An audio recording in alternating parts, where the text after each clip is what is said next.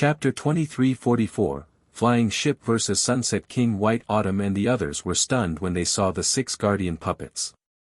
6 combat puppets? Did he bring Zero Wing's entire armory with him?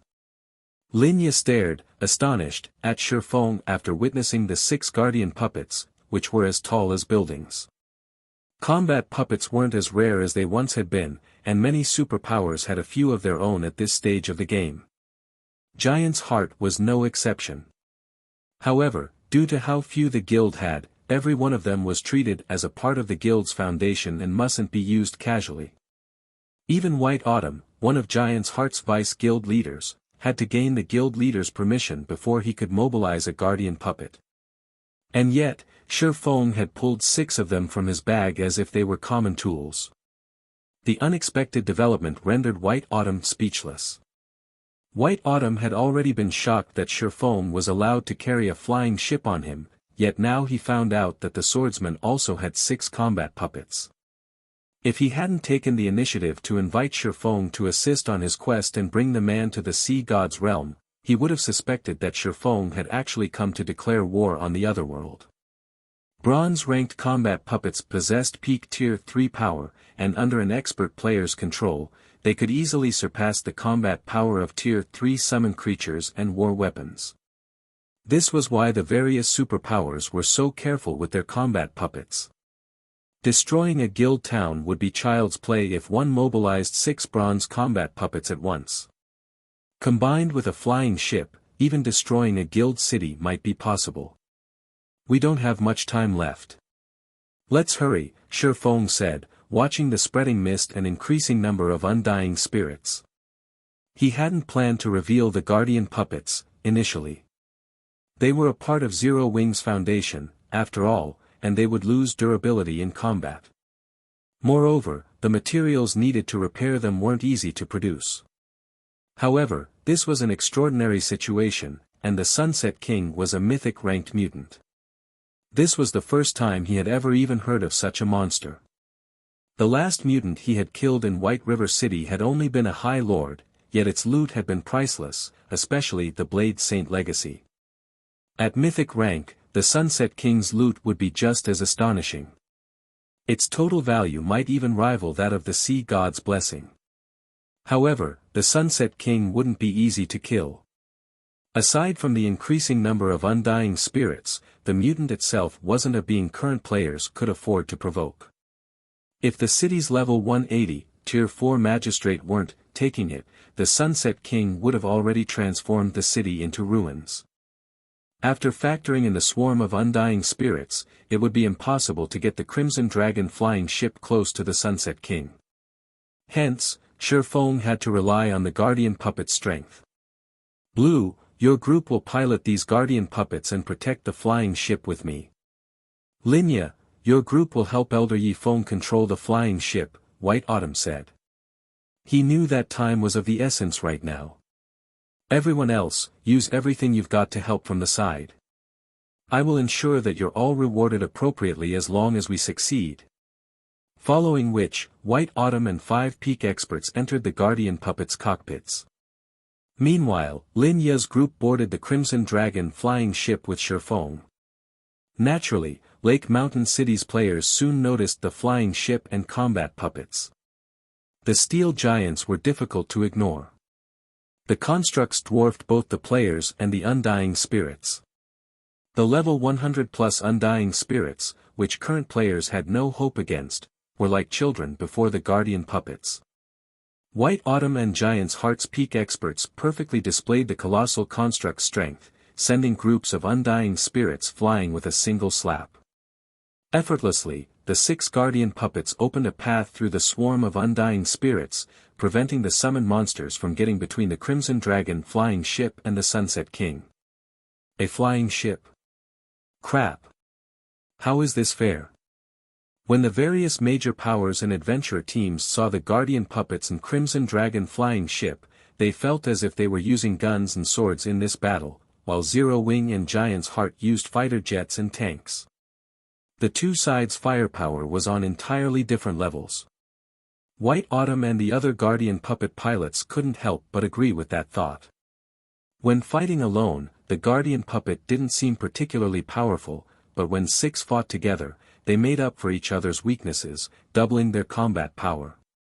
Now, they were even confident of taking down a level 100 mythic monster, much less a few level 100 Grand Lords.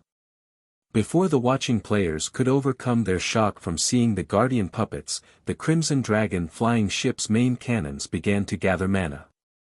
Everyone within 2,000 yards of the flying ship felt the mana density around them sharply decrease. The instant Westland used a Tier 4 skill to push the Sunset King back, the magic elven cannon fired a beam of divine light at the mythic mutant. The Sunset King had extraordinary movement speed and reaction speed. Normally, even ballistas and gnome cannons would struggle to land a hit. However, less than 300 yards separated the Sunset King and the Crimson Dragon flying ship, and even if the mythic mutant tried, it couldn't dodge the attacks in time. Thus, the Sunset King was forced to block the attack with its scythe. Boom! The instant the beam attack smashed into the scythe, space around the impact ruptured. The Sunset King simply didn't have enough strength to resist the magic elven cannons, and as a result, the beam of divine light devoured the mythic mutant power. The Sunset King rapidly lost HP while bathed in the divine light. By the time the attack ended, the Sunset King, whom the magistrate hadn't been able to injure, was visibly hurt. Cracks spread across the mutant's body, and it had lost over 20 million HP. While the Sunset King slowly healed its injuries, it would command far less combat power. A flying ship possesses such destructive power. Linya stared at the injured Sunset King with wide eyes.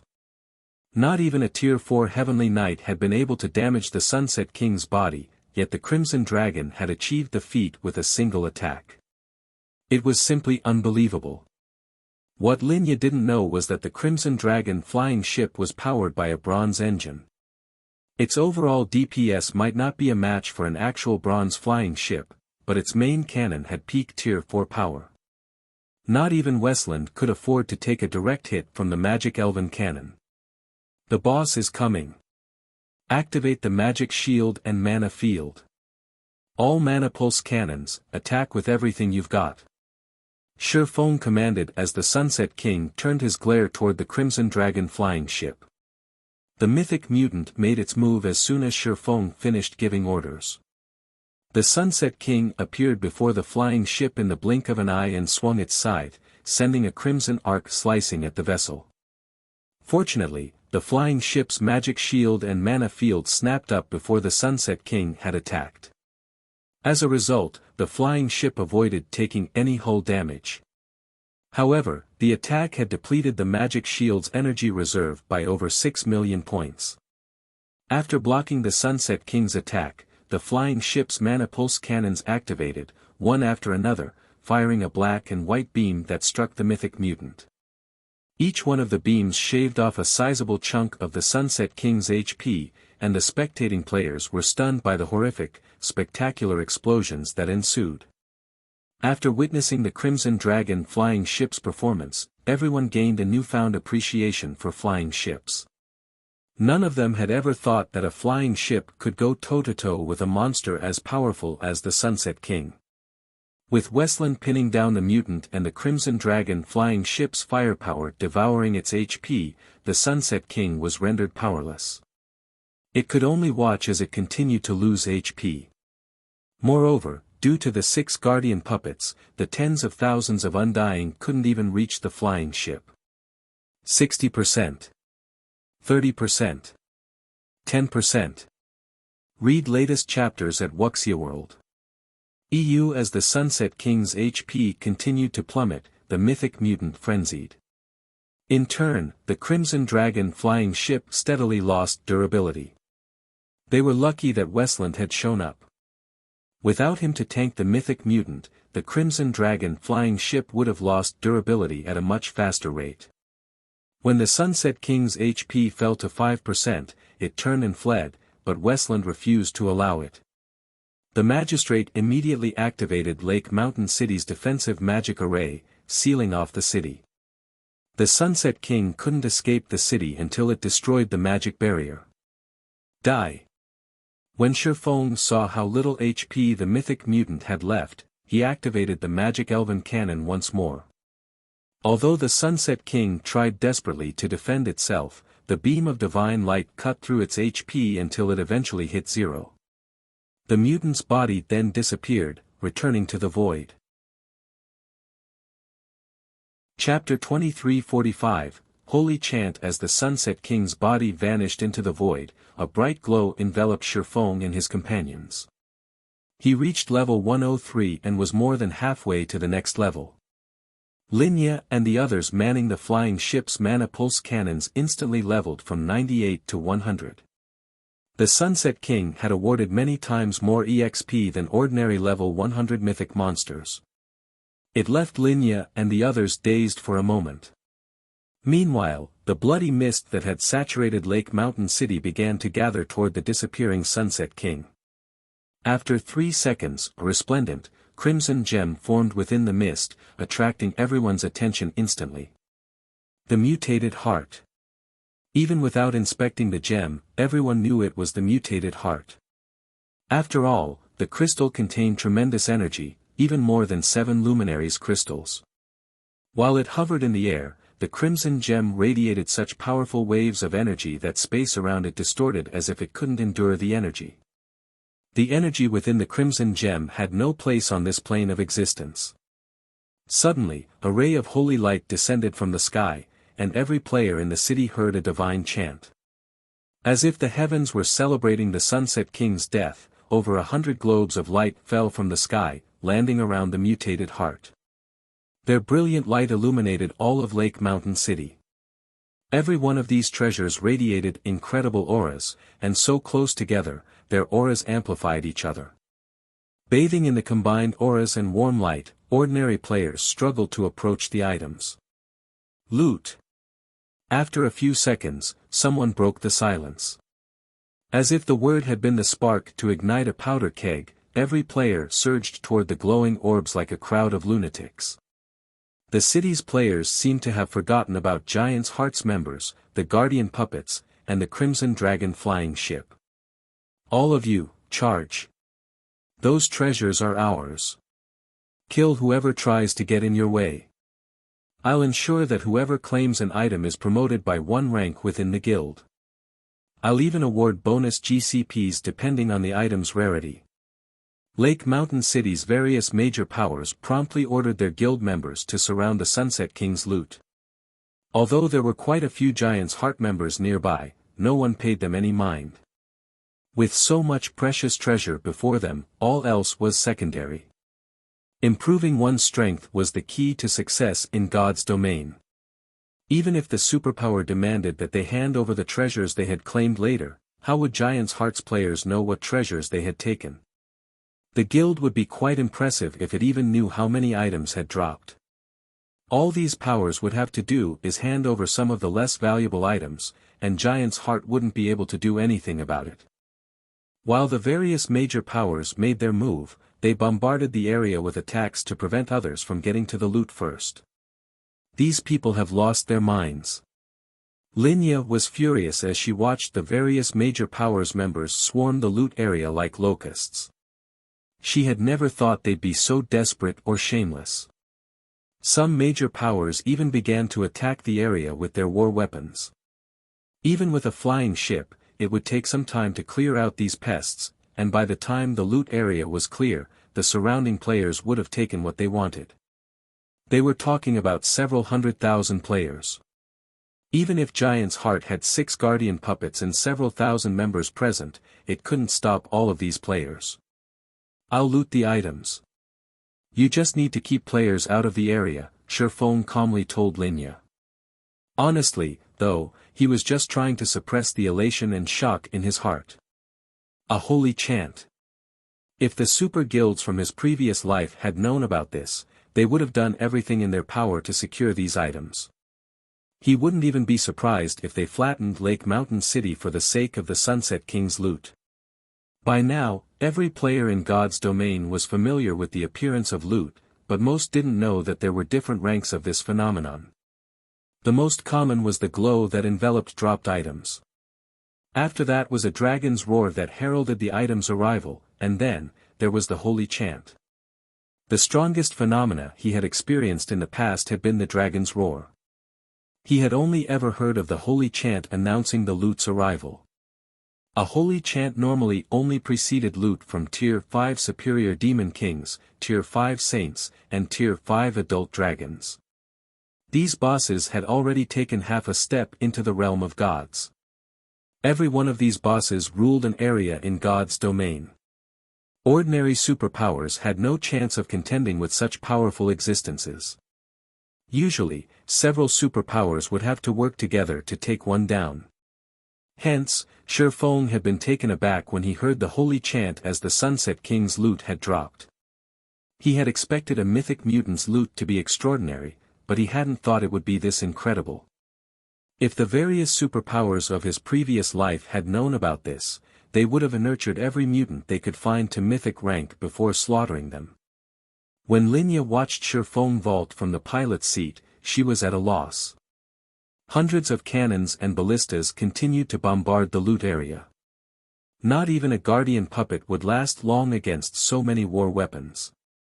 How exactly did that swordsman intend to get to the items in such a situation? Even if Shifeng had invulnerability skills, the dropped items were scattered across a vast area. He wouldn't be able to accomplish anything significant with how short invulnerability skills' durations were. On the off chance that he miscalculated his timing or spent too much time gathering the loot, he'd lose his life and the items he'd collected. However, before she could try to dissuade the man, Shifeng had already jumped from the Crimson Dragon flying ship directly into the loot area. Crazy bastard. The sight stupefied Linya. Everyone else had noticed Shifeng jump from the flying ship, as well. Is that guy stupid? He's trying to collect the loot in such a situation.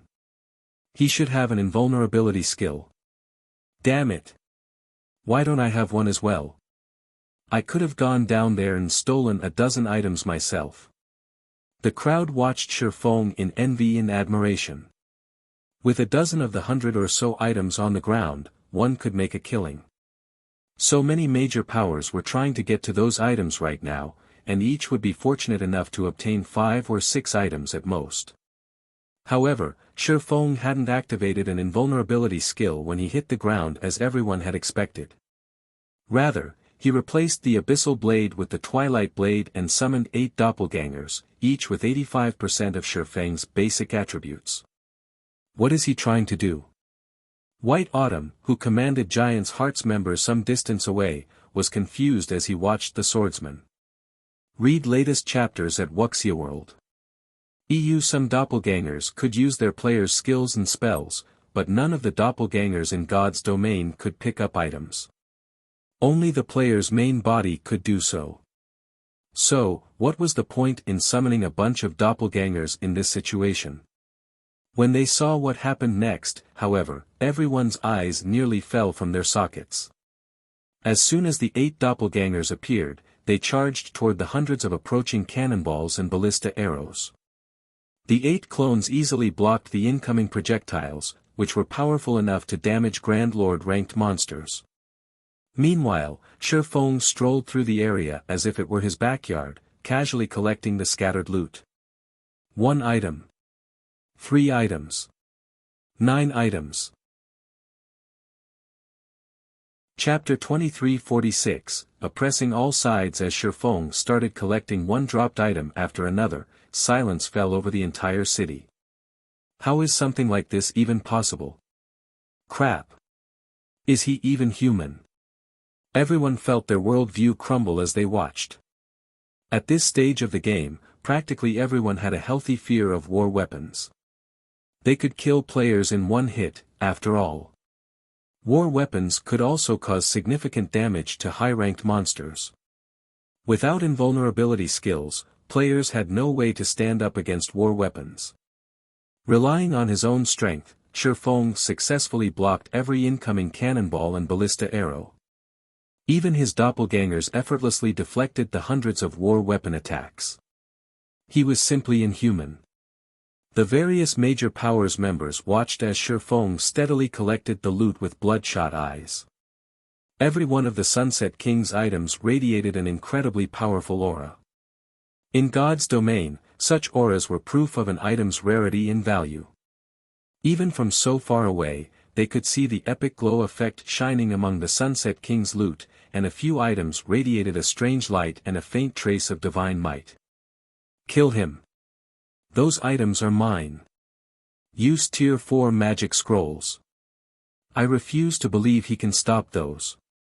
The various major powers' upper echelons nearly spat blood as they watched Shifeng storing the Sunset King's loot in his bag. Had Shifeng used an invulnerability skill to stop their attacks, they would have accepted their fate, but he blocked their attacks with his doppelgangers. With doppelganger skill's average duration, Shifeng would have more than enough time to collect all of the loot before his doppelgangers disappeared.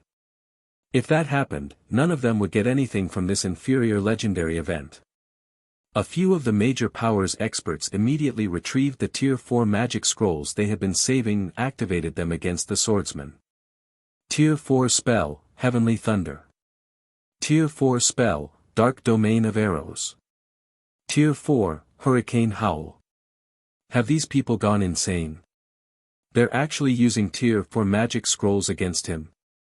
Linya felt her scalp tingle as she watched the 3 Tier 4 spells approach Shifeng. At this stage of the game, Tier 4 magic scrolls were considered a part of a guild's foundation. Every one was worth as much as an ordinary epic item. Tier 4 spells could do even more damage than gnome cannons and large ballistas, and not just because they commanded greater raw power. Players had full control of these spells. They could manipulate the spell's trajectories and implement combat techniques as they cast them. Blocking a single Tier 4 spell was impossible for current players, much less 3. Suddenly, a massive lightning bolt struck down on Shifeng with enough speed to break the sound barrier. At the same time, 12 dark arrows appeared around the swordsman, each with enough power to rival a mythic monster's attacks. Lastly, a gigantic tornado blotted out the sky as it rolled down toward Shifeng. These 3 spells sealed off any path of escape for Shifeng, and watching them move toward the swordsman was like watching Armageddon begin. The watching players felt their hearts skip a beat. The 3 Tier 4 spells' devastating power was stifling. How vicious. That guy's dead for sure now. Not even a mythic monster could take those spells without suffering severe injuries. The general populace hadn't expected Lake Mountain City's various major powers to be so vicious and decisive. Not even superpowers would casually waste Tier 4 magic scrolls on a single player. Death awaits any who oppose us. Let's see how you intend to block these attacks.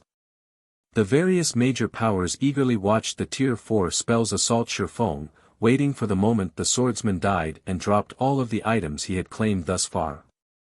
However, as everyone expected the Tier 4 spells to devour Shifeng, the swordsman's aura exploded, and a strange black energy enveloped his body. Power of Darkness. Scram!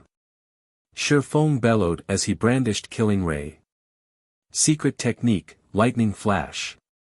Sword lights immediately appeared around him, cutting down the incoming streams of mana. The lightning bolt and dark arrows scattered, and he sliced the descending tornado cleanly in 2, dissipating the violent wind.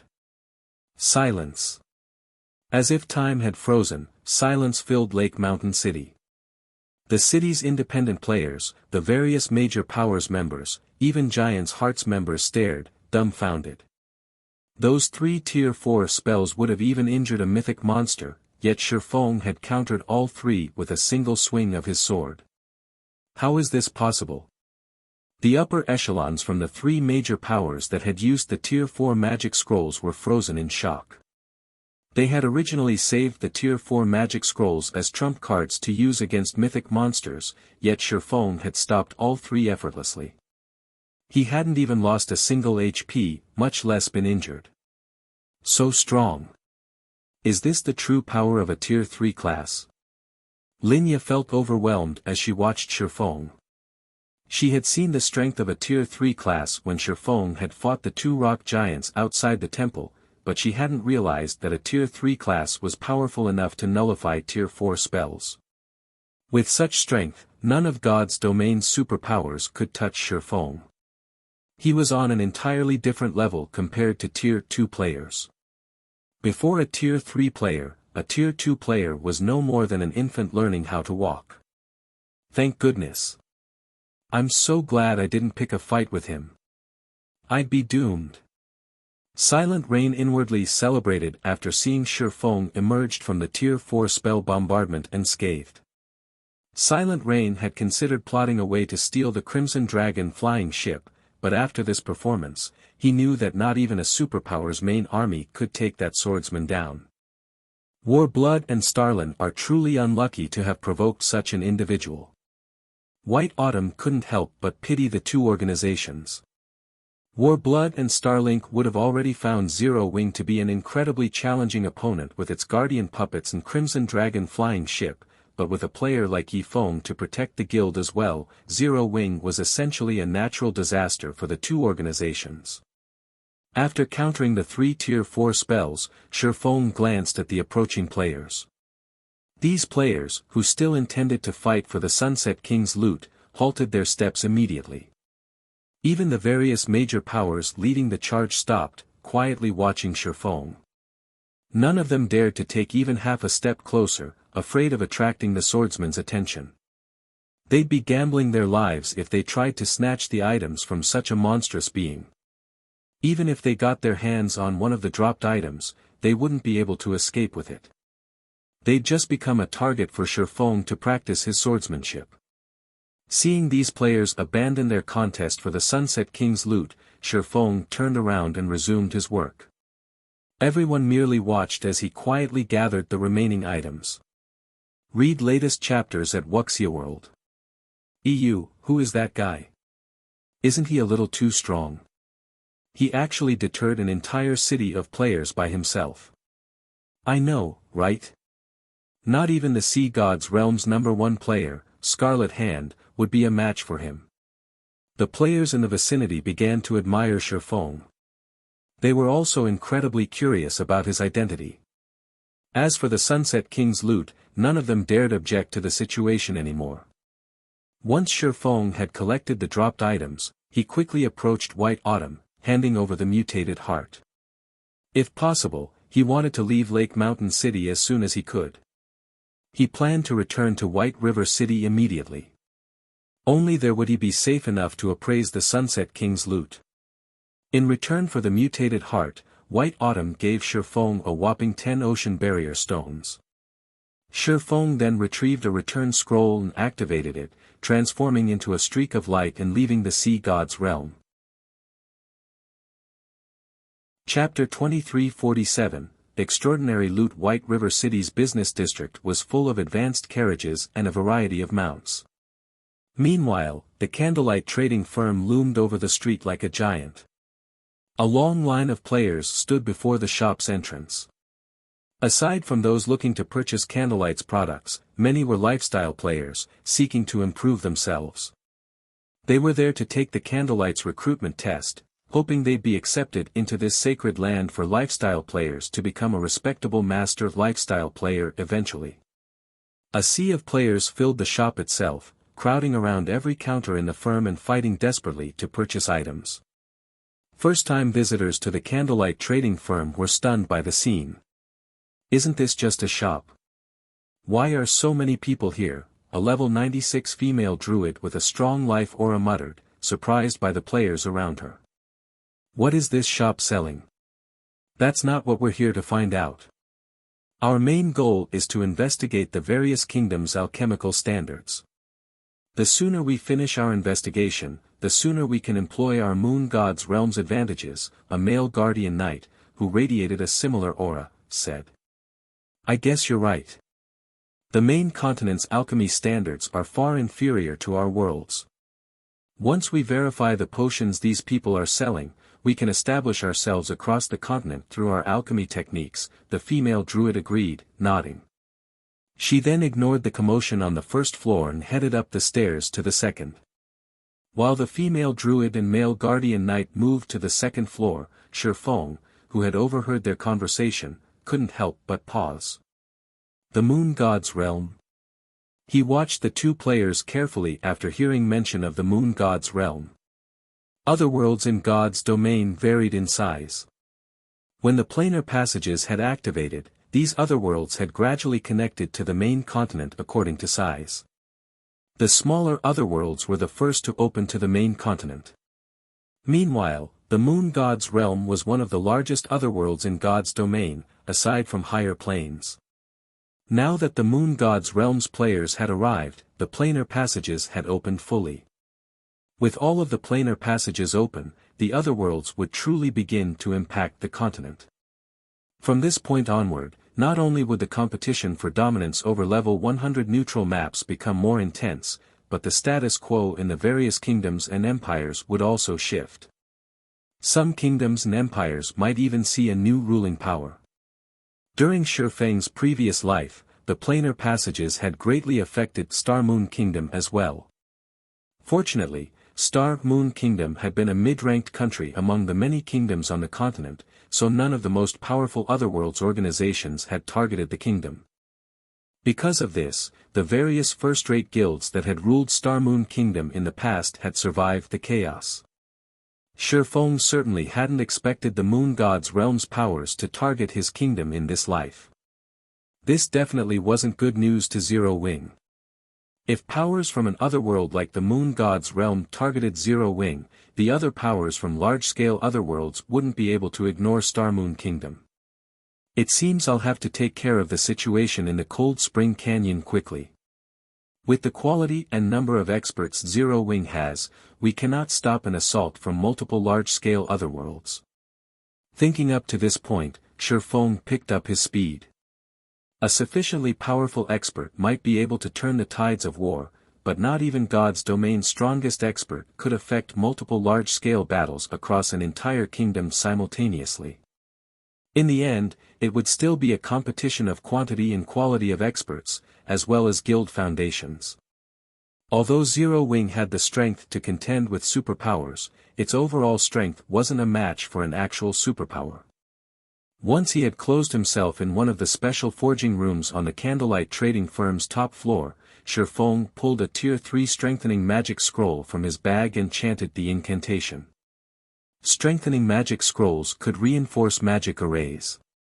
A Tier 3 strengthening magic scroll was even effective on Grandmaster magic arrays. After activating the scroll, Shifeng targeted the forging room's defensive magic array. Now, even a Tier 4 NPC would struggle to break down the door. The magic array should be strong enough now, Shifeng thought as he examined the magic runes carved into the walls. The runes brimmed with mana, significantly increasing their overall effects. Following which, Shifeng pulled one of the Sunset King's dropped items from his epic spatial bag after another. He wasn't being overly careful. Every item accompanied by a holy chant would be extraordinary, and all of these items had been sealed when they had dropped. These seals contained the item's auras, and the moment a player tried to appraise these items, the seals would vanish, exposing the item's true auras. Even while sealed, the combined aura the Sunset King's loot had radiated had been powerful enough that ordinary players hadn't been able to approach. Once Shifeng broke the seals, even a Tier 2 expert would likely have a hard time reaching for these items. This was why Shifeng had decided to appraise the items from within the Candlelight Trading Firm. Had he appraised the items in some random room in Lake Mountain City, it would have caused a huge commotion. Lake Mountain City's various major powers weren't fools. Just the loot's subdued aura had been enough of a reason for them to expend Tier 4 magic scrolls willingly. If they were exposed to the full strength of the loot's aura, even White Autumn might have been tempted to take action. As Shifeng appraised one item after another, the energy in the room grew more intense. By the time he had finished, the loot's combined aura had grown more than twice as strong.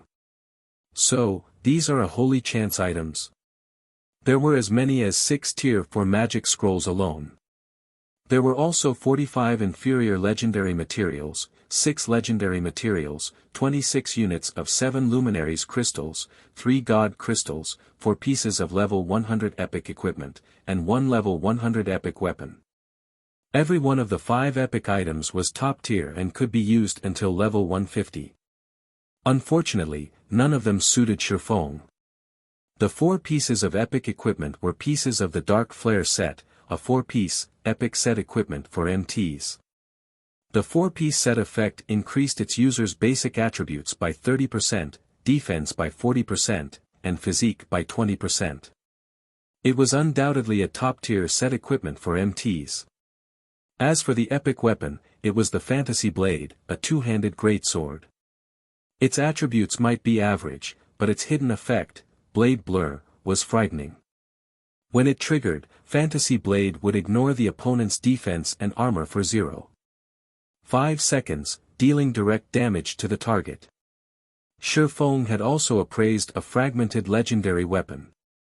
Brilliant Silver, 2-handed staff, fragmented legendary rank, equipment requirement, strength 800, agility 800, intelligence 2400 attack power, 210% of main attribute, all attributes, increases according to user's level, when equipped, strength increased by 40%, ability increased by 40%, intelligence increased by 70%, endurance increased by 30%, vitality increased by 50%, casting speed increased by 35%, spell completion rate increased by 4%, spell critical rate increased by 35%, stamina and concentration consumption decreased by 20%, ignore levels plus 20 additional passive skill 1, soul transition, increases the user's soul by 1 tier. Can be increased up to tier 5, additional passive skill 2, mana blessing, user's spells have a certain chance to be upgraded by 1 tier. Can be increased up to tier 5, additional passive skill 3, mana body, increases mana body's effect by 1 rank. Additional active skill 1, void field, all magic damage received decreased by 80%. All spells effects increased by 100%. Physique increased by 60%. Duration, 1 minute cooldown, 2 hours additional active skill 2, Void Blade, summons 18 blades using the power of Void, each blade possesses strength equal to 120% of the user's main attribute and deals divine damage. Duration, 30 seconds. Read latest chapters at Wuxia World. EU cooldown, 5 minutes. Brilliant Silver had once belonged to the Void Creator. However, its core had been severely damaged when the staff had been used to repair the world's heart. In addition, to gain full control of the staff, one must be acknowledged by the Void Creator. Repairing it requires 10 God Crystals. God Crystals required to repair Brilliant Silver, 0/10. Brilliant Silver was suitable for any magical class expert and would qualitatively transform a player's combat power. Its ability to improve its user's mana body was particularly useful to Tier 3 players. However, none of these items could compare to the most valuable item the Sunset King had dropped in Shifeng's eyes. Not even the other items' total value could compare to this single item. The 4-star shop promotion order. Chapter 2348, 4-star shop. Mainstream players haven't even reached level 100, yet Zero Wing is about to own a 4-star shop. If the various superpowers in the past knew about this, they'd die from envy. Shifeng couldn't help his growing excitement as he gazed at the shining, black token in his hand. A 4-star shop promotion order was roughly worth as much as a fragmented legendary item, but it was far more difficult to obtain. Even of the many superpowers in God's domain, only a minority could obtain a 4-star shop promotion order. No power would trade a 4-star shop promotion order, even if offered a legendary item. Similar to the qualitative transformation players undergone when they rose from Tier 2 to Tier 3, shops would transform when they were upgraded from 3-star to 4-star status. Shops in God's domain were considered basic rank from 1 to 3-star status, but once they reached 4-star status, they'd become an advanced shop.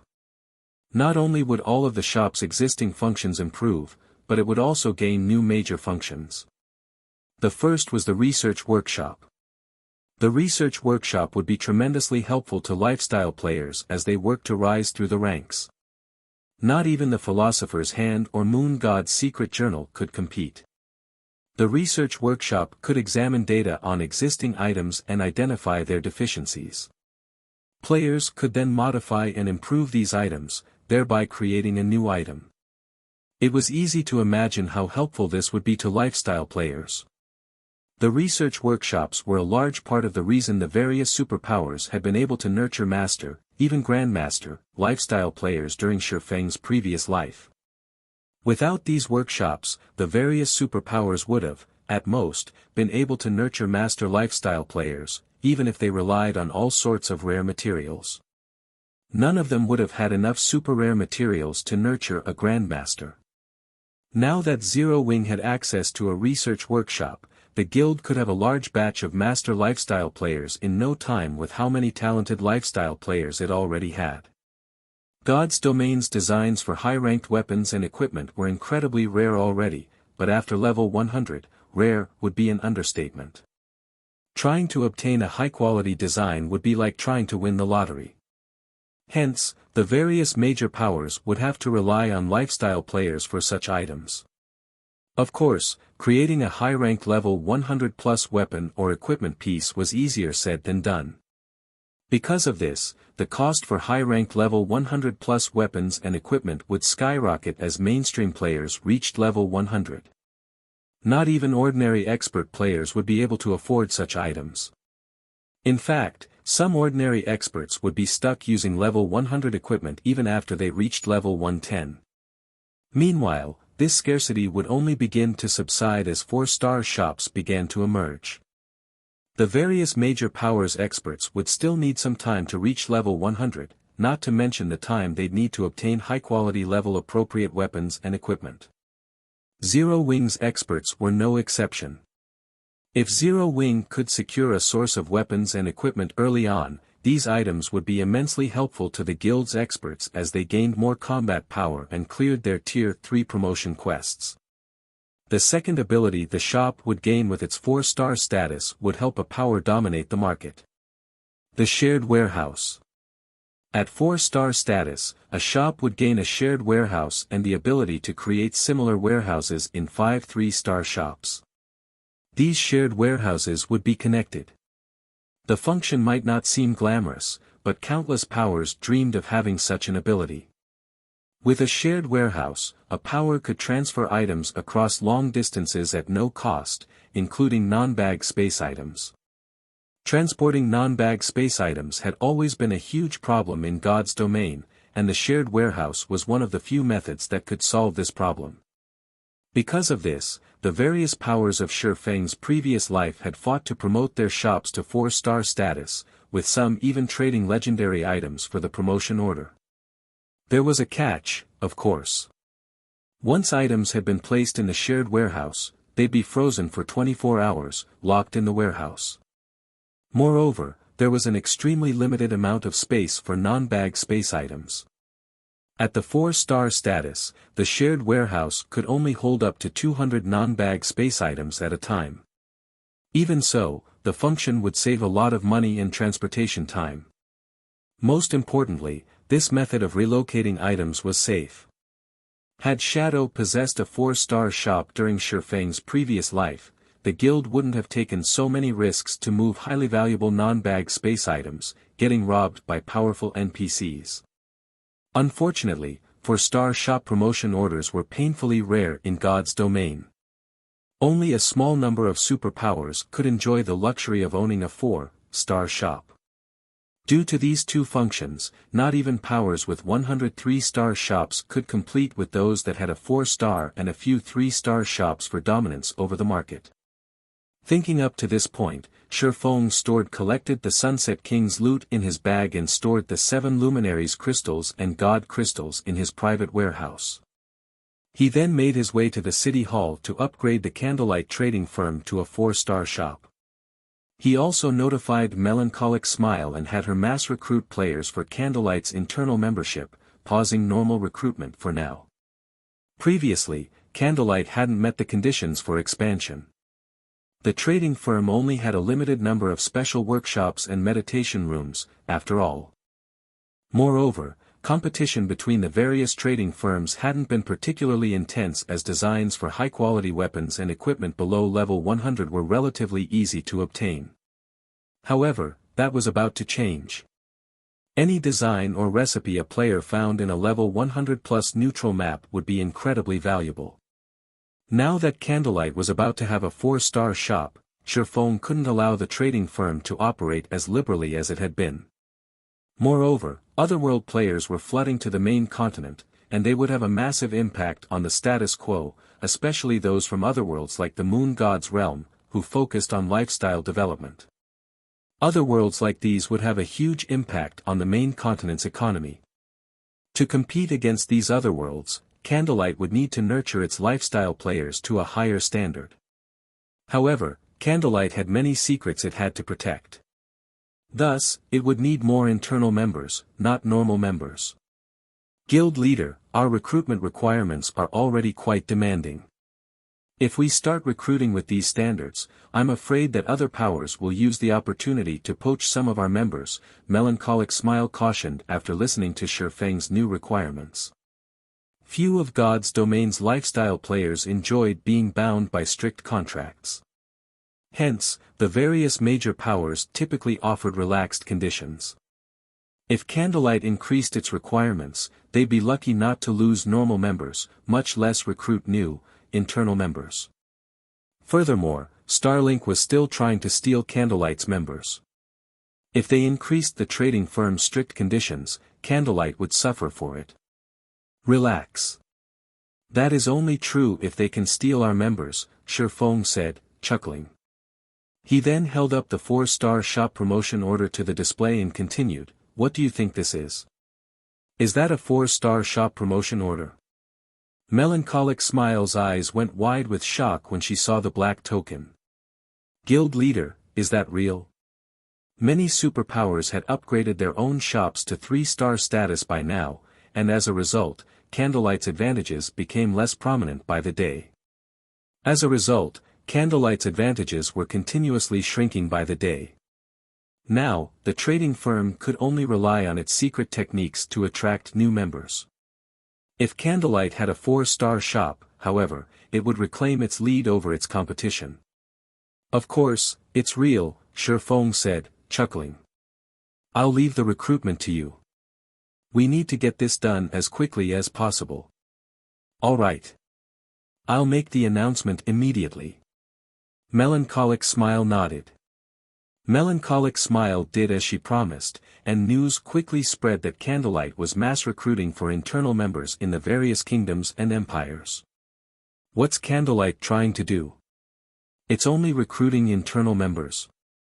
Candlelight has become too arrogant after being named a sacred land for lifestyle players. Not only are its recruitment requirements so high, but all applicants must become internal members, as well. Lifestyle players would be better off joining a different guild. They'd have more freedom than in Candlelight. Candlelight's latest recruitment announcement enraged many lifestyle players, and quite a few of them, who had intended to apply, promptly abandoned the idea. Meanwhile, 2 players radiating powerful life auras lounged in one of White River City's advanced restaurants. They were none other than the female druid and male guardian knight from the Moon God's realm who had come to investigate Star Moon Kingdom's alchemical standards. Across from them sat a woman that fit the idea of a cool beauty to a T. She wore an intermediate master alchemist's insignia pinned to her chest. I didn't expect to find you here, Silent, but you won't have a future if you choose to continue developing in this kingdom. Zero Wing can't help you. Why don't you just join Dark Pursuit? With your standards, you're guaranteed to earn a high position in the guild, and you'll have access to plenty of resources, including resources Candlelight can't ever hope to offer, the female druid suggested, trying to persuade Silent Wonder. Memory is right. The main continent's alchemical resources are too scarce. Not even the superpowers here can compare to Dark Pursuit's alchemical resources, much less Zero Wing. Yan Xiaoqian has already received a lot of support and resources from Dark Pursuit. Do you really want to lose the family competition to her? The male guardian knight asked. You know that you don't have much time left. I understand, but I need a little more time to think about it, Silent Wonder said hesitantly. Read latest chapters at Wuxia World. Silent, you can't keep putting this off. If you can't decide, I might as well have a talk with your guild leader. I don't mind showing him the difference between our strengths if he refuses to let you go, the female druid, Cold Memory, declared, raising a fist. I'll go with you. I doubt he'd dare waste more of Silent's time once he hears Dark Pursuit's name, the male guardian knight nodded. Elsewhere, Shifeng had arrived at White River City's City Hall. Hello, sir. How may I be of service? The NPC beauty behind the VIP counter amicably asked Shifeng. I wish to upgrade the Candlelight trading firm to 4-star status. Here is the promotion order, Shifeng said as he handed the promotion order to the NPC. Chapter 2349, New Candlelight Trading Firm. When the NPC administrator saw the 4-star shop promotion order, she gave Shifeng an odd look. Sir, do you really wish to promote your shop to 4-star status? She asked for confirmation. Is there a problem? Shifeng asked strangely. As far as Shifeng could remember, the city hall managed shop promotions within its city. Although he had never upgraded a shop to 4-star status before, the process should not be any different than the previous upgrades. Sir, a 4-star shop isn't like normal shops. If you promote your shop to 4-star status, as per our prior agreement, the kingdom's laws will no longer be able to protect your shop. Rather, you will take full control and responsibility for the land and any danger you encounter, the NPC administrator slowly explained. I will have complete ownership of the land. Realization dawned on Shifeng. He had never thought that 4-star shops would have such a secret. It was no wonder why 4-star shops he had visited in the past had seemed somewhat odd. When Shifeng had visited 4-star shops in his past, he had noticed that many peak experts had been stationed in the shops long-term. They had become a normal sight. He had assumed the ruling powers had simply meant to deter other experts that ignored NPC soldiers. However, it seemed there had been a much greater reason. With the country's protection, players could do whatever they wanted in these shops, and NPC soldiers wouldn't even bat an eye. If they stole from the shop, they wouldn't have to worry about the NPC soldiers capturing and jailing them for a month, and the various large guild shops usually sold incredibly precious treasures. If players could steal these items without repercussions, they'd certainly try. If a power weren't strong enough to protect their products and 4-star shop, the shop they had gone to such great lengths to nurture would be crippled. Sir, do you still wish to promote your shop? The NPC administrator asked again. Yes, Shifeng decided. There was a lot of risk to upgrading a shop to 4-star status, but the risks were insignificant compared to the benefits. Now, all he had to do was to figure out how to improve the shop's security. The cost of rebuilding and expanding your territory will be calculated independently. Here are the reconstruction and expansion options. You may choose whichever you wish. If you are not satisfied with the results, you may reconstruct and expand again, the NPC administrator said, smiling as she handed Shifeng a list. How vicious! Shifeng was flabbergasted when he saw the stated prices. Reconstruction meant adding new floors to the shop. In this regard, he had 3 choices, 12 floors, 15 floors, and 21 floors. They would cost 20,000 gold, 40,000 gold, and 100,000 gold, respectively. The expansion cost was even more ruthless. Gaining 40% more land would cost 50,000 gold, while each additional 10% would cost 30,000 gold to a maximum of a 100% expansion. This was even more expensive than constructing a city. First-rate guilds would be considered quite wealthy if they had 50,000 gold in liquid funds, yet that was only a fraction of the cost for reconstructing and expanding the shop.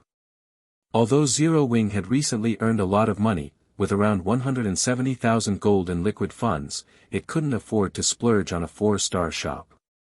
The guild still needed to pay the recruitment costs for 5,000 NPC knights, after all. Shi Feng's hesitation didn't last long, however. After a moment, he chose the 21-story option and expanded the shop's land by 40%. Unlike 3-star shops, which had a fixed number of special workshops and meditation rooms, a 4-star shop with more floors could contain more special workshops and meditations rooms. For example, the 15-story version would only have 30 special workshops, while the 21-story building would have 50 special workshops. As for the basic meditation room, a 21-story shop would have as many as 12 in total, which would be more than enough to satisfy Candlelight's lifestyle players. In fact, it would be enough to allow Shi Feng to reserve one for himself. Unfortunately, the number of total floors wouldn't affect the number of research workshops the shop possessed. Even in the 21-story shop, the shop would only have a single research workshop. As for the additional land, that would only allow the shop to accommodate more players. Hence, Shi Feng prioritized the number of floors for his shop over the shop's size. Alright. Your bill comes to 155,000 gold, the NPC administrator said, flashing Shi Feng a bright smile. Once you've completed the payment, our men will head over and start the reconstruction. The process should take half an hour. During this time, nobody will be allowed into the shop. That won't be a problem, Shi Feng replied. His heart ached a little as he handed over the payment. He had just spent a ridiculous amount of money, but with a 4-star shop's abilities, he could likely earn it all back within the first week. Even during his previous life, research workshops had been one of the best tools to nurture lifestyle players. Since he still had some time before mainstream players reached level 100, the research workshop would be priceless. Meanwhile, after Shi Feng completed the payment, the NPC administrator handed him the deed to the Candlelight trading firm.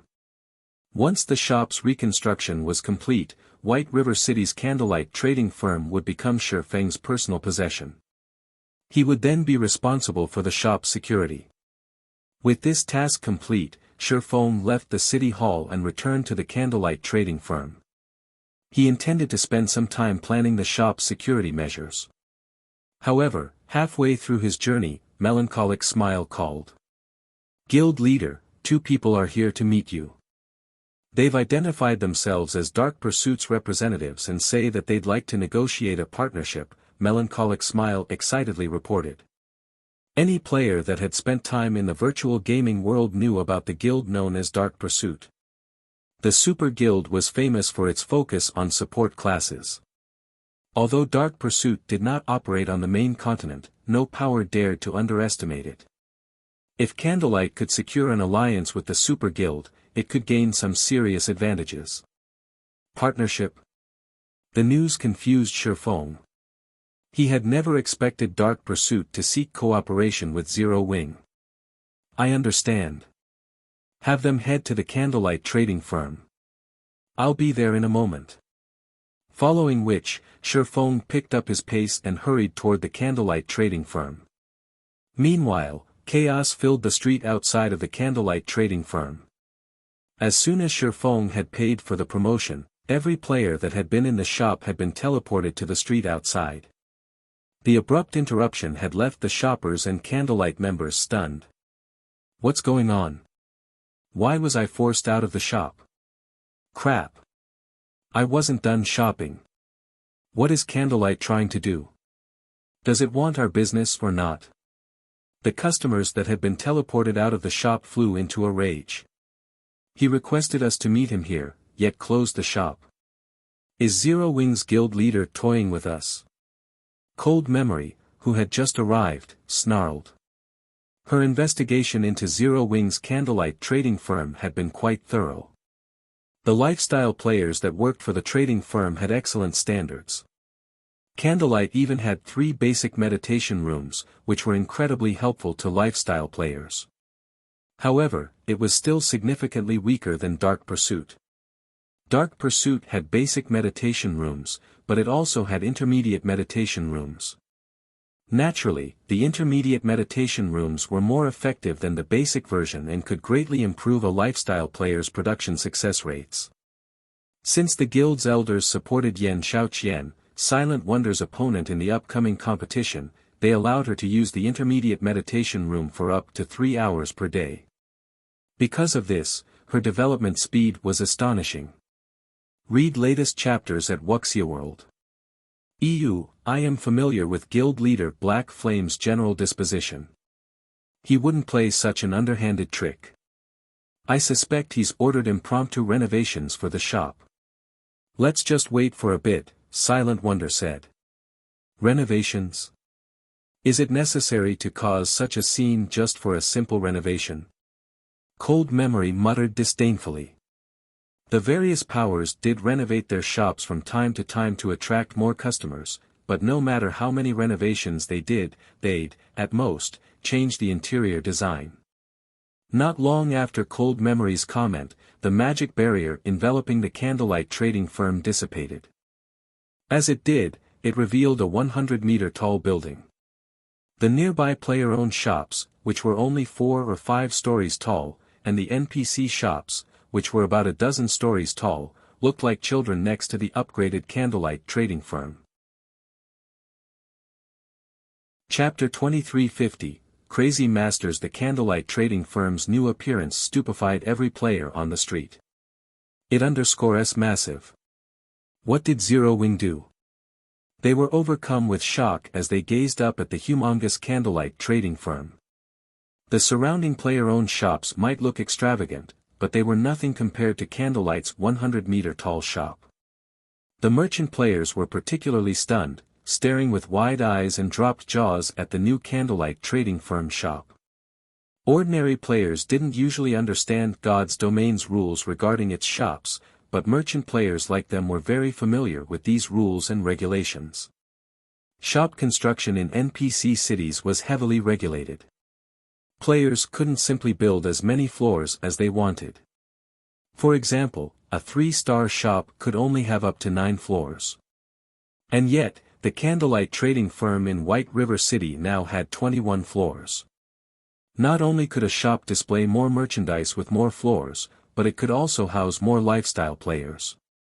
An ordinary shop's environment couldn't compare to that of the various subclasses associations, but once it reached 3-star status, a shop would offer better advanced workshops than the subclass associations. This was one of the factors that attracted so many lifestyle players to White River City's candlelight trading firm. Moreover, there wasn't a limit to how many advanced workshops a 3-star shop could have as long as it had enough space for all of them. What's going on? How can a player-owned shop in an NPC city have 21 floors? Cold Memory stared at the candlelight trading firm in shock. When she had investigated the main continent's shops, the largest she had seen had only been 9 stories tall, yet the candlelight trading firm before her had more than double that. It also occupied more land than other 3-star shops. Did he promote the candlelight trading firm? South Dream, the male guardian knight, murmured as he considered a possibility. However, he couldn't be certain about the idea. I'm pretty sure he promoted it to 4-star status. It wouldn't have transformed so massively, otherwise. Silent Wonder nodded. Although she seemed calm, she was just as surprised as her 2 companions. Promoting a shop was an incredibly difficult task, especially after it had reached 3-star status. Even at this stage of the game, very few superpowers had 3-star shops. However, it seemed that the candlelight trading firm now has a 4-star shop, which would give it major advantages. It seems Zero Wing is quite capable after all, but so what if it has a 4-star shop? Cold Memory said, clicking her tongue. Haughtily, she continued, Dark Pursuit has already captured an ancient civilization's town and owns an intermediate meditation room, which no one on the main continent has acquired. How could a shop compare to a town? Ancient civilizations had greater technology than what could be found in the current kingdoms and empires, and Dark Pursuit had secured an ancient civilization's town that specialized in lifestyle development in the moon god's realm. The technology in that town easily surpasses any within a mere shop. Moreover, as the town developed, the guild would unlock more advantages. The shop's open now. Let's head inside, Silent Wonder said. Silent Wonder didn't try to argue with Cold Memory. The woman had already shown her proof, and she had to admit that the Moon God's realm's lifestyle standards were far beyond that of the main continent. Moreover, Dark Pursuit's alchemical techniques were just as impressive as Zero Wings. Hence, Cold Memory qualified to be so arrogant. Meanwhile, Melancholic Smile had been waiting before the Candlelight's entrance for quite some time. When she saw Silent Wonder's group approach, she led them inside, earning the surrounding players' envy and admiration. Everyone was curious about the Candlelight trading firm's promotion, and they all wanted to inspect the new changes for themselves, especially the lifestyle players who had come to join the trading firm. However, non-members weren't allowed to enter the shop at the moment. They had to wait outside, which was why they jealously watched Cold Memory and South Dream, both outsiders, enter the shop. As they entered the building, Silent Wonder, Cold Memory, and South Dream were shocked by what they saw. When they entered the shop, they felt as if they had just stepped into an entirely different world.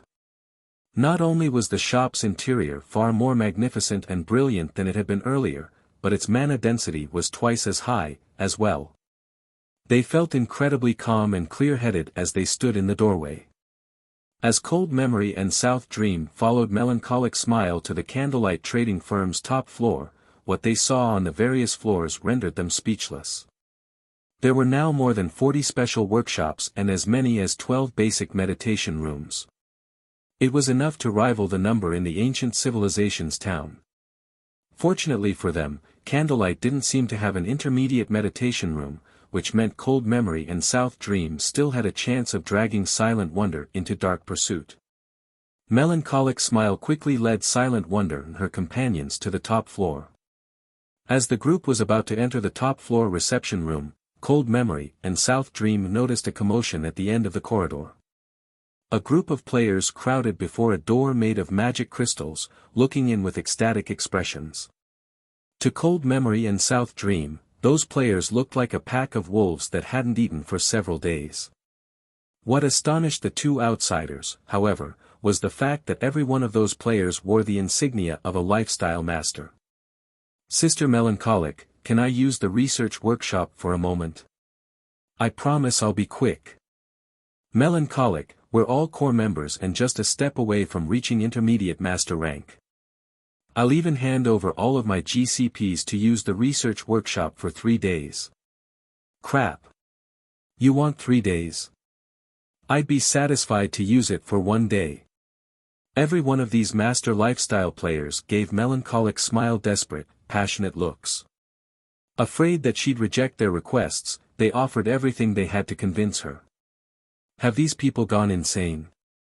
When Cold Memory saw the master lifestyle players' behavior, her worldview shifted. Even in the various superpowers, master lifestyle players enjoyed VIP treatment, yet these Candlelight masters were begging Melancholic Smile just to enter a room, the research workshop. Her guild's master lifestyle players would call her crazy if she told them about this. Even the intermediate meditation room was only slightly helpful to master lifestyle players.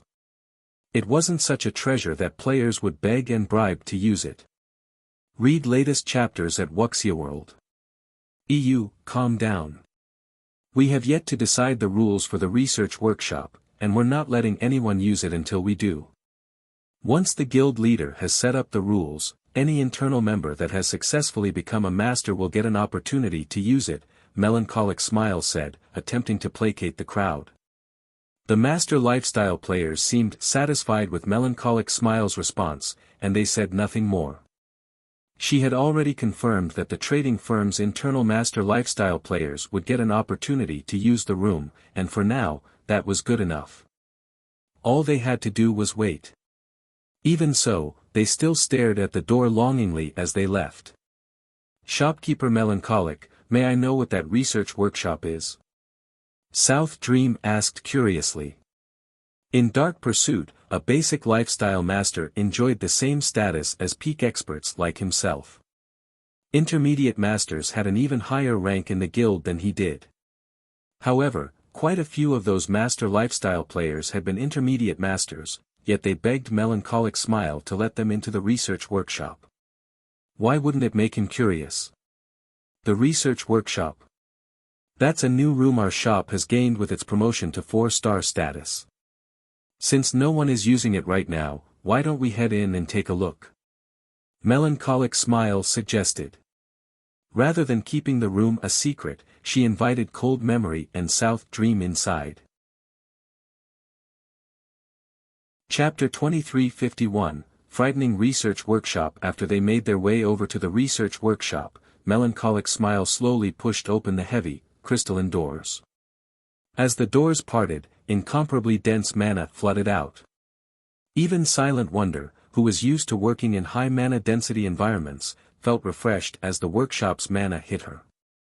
She felt as if she had just woken from a sweet dream.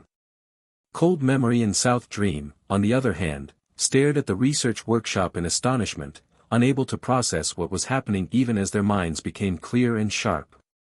How can this room have such high mana density? Cold Memory gave the workshop an incredulous look. There was a special magic array that could gather an immense amount of mana in the ancient civilization town Dark Pursuit had captured. Hence, the mana density within the town was unusually high. Naturally, the town's intermediate meditation room had the highest mana density in the town, but compared to this research workshop, the intermediate meditation room's mana density was a joke. Cold Memory couldn't fathom how a mere shop had such incredible mana density. However, what she saw as she entered the research workshop shocked her even more. The majority of the research workshop had been constructed with magic crystals, and some parts of the workshop were even made with mana stones. The room was like a magic crystal cave. In the research workshop, our members can study new designs and recipes. Not only is the mana density here extremely high, but the room also has a special instrument that can analyze all sorts of items, giving players the information they need to strengthen and modify their work to create new and better designs and recipes, Melancholic Smile introduced. Assist players in creating new designs and recipes? Impossible. Cold Memory and South Dream instinctively denied Melancholic Smile's claim. Almost every player in the Moon God's realm understood how difficult it was to reach the next lifestyle promotion. Once lifestyle players reached the advanced rank, their greatest hurdle was the creation of new designs and recipes. If it were possible to increase players' chances of creating new designs, a power could nurture master lifestyle players far faster than its competition. For advanced lifestyle players, accumulating enough proficiency points for their promotion to master rank was easy, but the same couldn't be said for creating new designs and recipes. The task required a lot of materials and experimentation. The amount of gold and resources an advanced lifestyle player would need was astronomical. Because of the cost, the various major powers were very careful when selecting advanced lifestyle players to nurture. Dark Pursuit's intermediate meditation room only helped clear players' minds so they could focus when producing items. It couldn't help them create new items. I see that the two of you are advanced alchemists. Why don't you give it a try? You can see for yourselves whether or not I'm telling the truth, Melancholic Smile said. She wasn't surprised that her two guests refused to believe her. When she had first learned about the research workshop's function, even she found it hard to believe.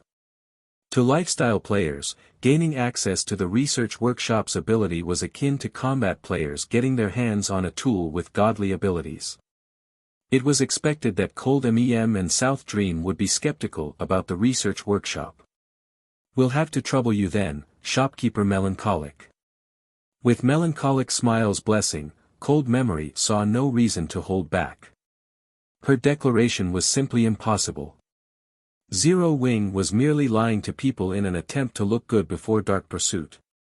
Following which, Melancholic Smile spent 1,000 magic crystals to activate the research workshop's instrument. As soon as she did, the mana density in the room rose. What a powerful mana. It's no wonder why she made such a foolish claim. Even if she were lying about the workshop's ability, such an environment would be immensely helpful when creating new items. South Dream was flabbergasted as he felt the room's mana density change. Unlike her companion, however, Cold Memory wasn't yet convinced. She retrieved a bottle of Breath of Life, an advanced potion, from her bag and placed it on the workshop scanner. She then waited for the research workshop to analyze the potion. Her lack of reaction rendered South Dream speechless. He thought she was taking this a little too seriously. The Breath of Life was a super-rare advanced potion in God's domain. When consumed, it reduced the amount of EXP players would lose after their next death. The potion was just slightly less difficult to brew than a master potion. As a potion that was close to master rank, modifying the Breath of Life potion further was incredibly challenging.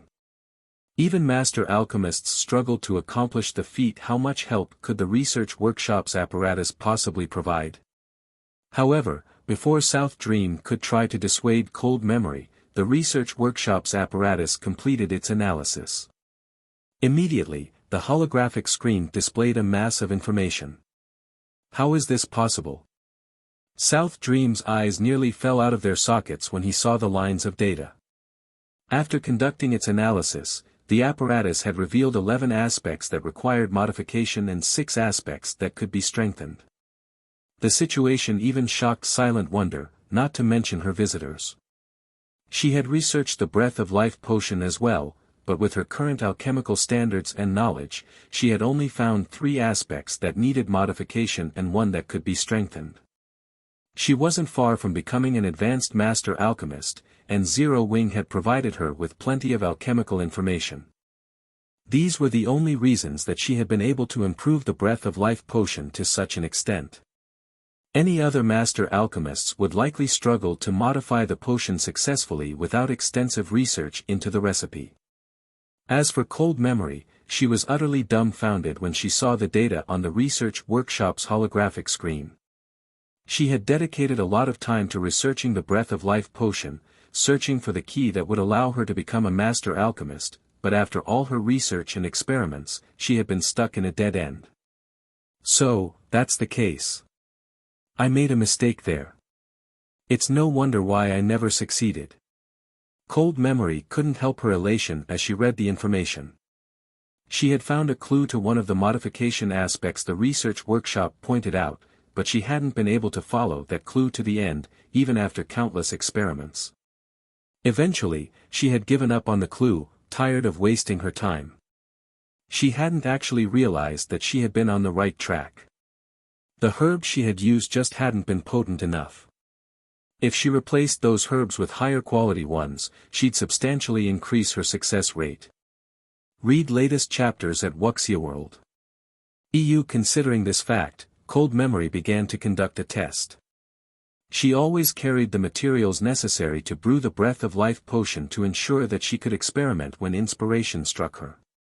Fortunately, the research workshop had just the facilities she needed and incredibly dense mana. It was the perfect place to brew a potion. In less than 10 minutes, Cold Memory had successfully created a bottle of dark blue liquid that radiated incredible life energy, far stronger than the life energy the prior Breath of Life potion had radiated. It's a success. I succeeded. After appraising the dark blue potion, Cold Memory turned to her companion with a bright, excited expression. She had just become a master alchemist, standing at the apex of God's domain's alchemy industry. Chapter 2352, He's Tier 3. She succeeded, just like that. South Dream stared at the excited Cold Memory in shock. He was very familiar with her alchemy standards, which were basically on par with his. Hence, he knew that she should have needed a lot more time and effort to become a master alchemist. And yet, after a few minutes in the research workshop, she had completed her promotion. If he told his guildmates about this, the other alchemists would likely think he'd gone mad. The various superpowers respected master lifestyle players because they were so rare. Less than 1% of the lifestyle players in God's domain had the potential to reach the master rank, and each one that succeeded would have dedicated a lot of time and effort into their craft. However, it seemed that lifestyle players could easily cross that threshold by relying on the research workshop, saving a lot of time, effort, and resources. In other words, Zero Wing could now nurture master lifestyle players far more easily than the various superpowers. So long as Zero Wing willed it, it could likely produce a large group of master lifestyle players as it needed. What do you two think of the research workshop's effects? Melancholic Smile asked, chuckling lightly when she saw the Cold Memory's ecstatic expression and South Dream's surprised reaction. In truth, even Melancholic Smile was surprised at how quickly Cold Memory had been promoted to Master Alchemist, after just a few minutes of using the research workshop. Shi Feng had told her that nurturing master lifestyle players would still be a major hurdle, even with the research workshop's help. The workshop merely provided guidelines. Whether or not players could follow those guidelines depended on their abilities. To put it simply, the research workshop was simply a support tool. When they heard Melancholic Smile's question, Cold Memory and South Dream realized they had lost their composure. With a fake, dry cough, Cold Memory awkwardly said, "Not bad. This research workshop is certainly helpful in creating new items, as you said." She tried to play it off, but the research workshop had completely exceeded her expectations. She had a far better understanding of the workshop's power than her companion. Initially, she had assumed she'd be limited to the Master Alchemist standard, but after using the research workshop, she could see herself becoming a Grandmaster Alchemist in the future. A Grandmaster Alchemist. Even Dark Pursuit's top alchemists struggled to reach such a prestigious rank. Currently, they estimated that their chances of reaching the Grandmaster rank were less than 10%, but if she could use the research workshop long-term, she was confident that she had as high as a 30% chance of becoming a Grandmaster Alchemist. South Dream could only nod in response to Melancholic Smile's question. He simply didn't know what to say. They had come to inform Zero Wing of the difference between their guilds when it came to developing lifestyle players. However, not only had they discovered that Zero Wing had just as many basic meditations rooms as Dark Pursuit, but the guild also had a godly tool like the research workshop. What could he possibly say? What confused South Dream the most was that, despite not being a superpower, Zero Wing had already gotten its hands on such powerful training resources for lifestyle players. "I'm glad it's to your satisfaction. Our guild leader is waiting in the reception room. We should meet him," Melancholic Smile said, a slow smile forming as she watched her visitor's silent reactions.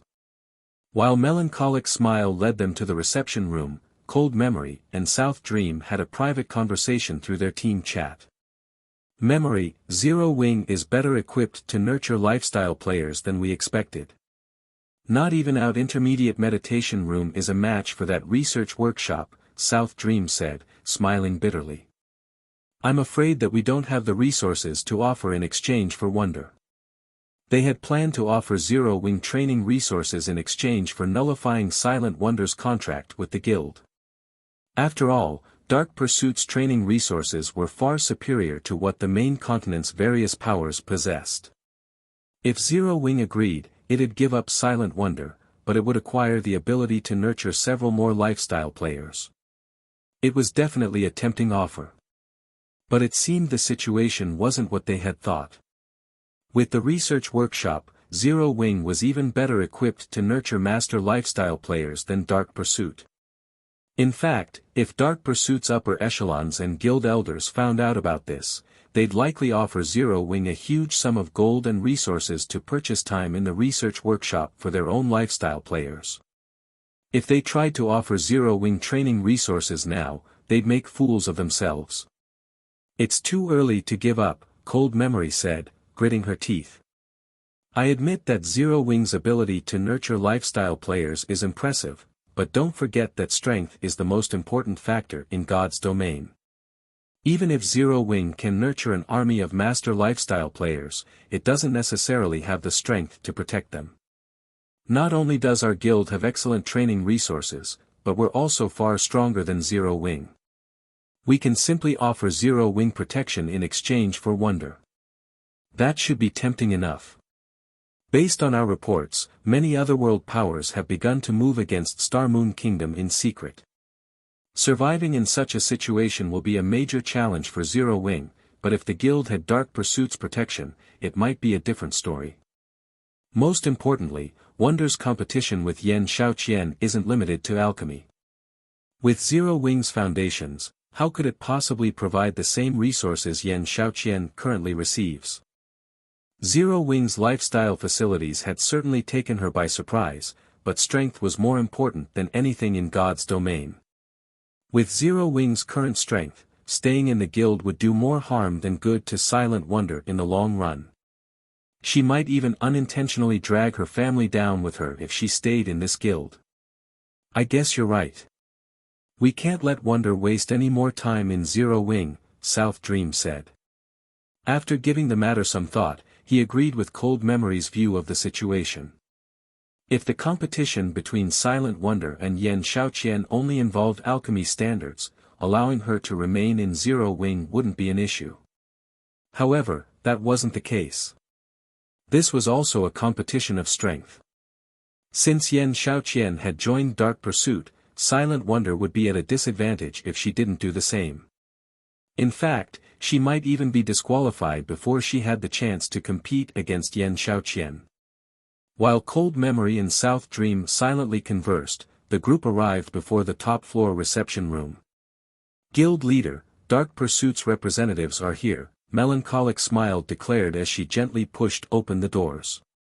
Come in, Shifeng said, nodding. Hearing Shifeng's reply, Melancholic Smile led Cold Memory's group into the reception room. The instant the two Dark Pursuit representatives entered the room, they felt an incomparably powerful aura wash over them.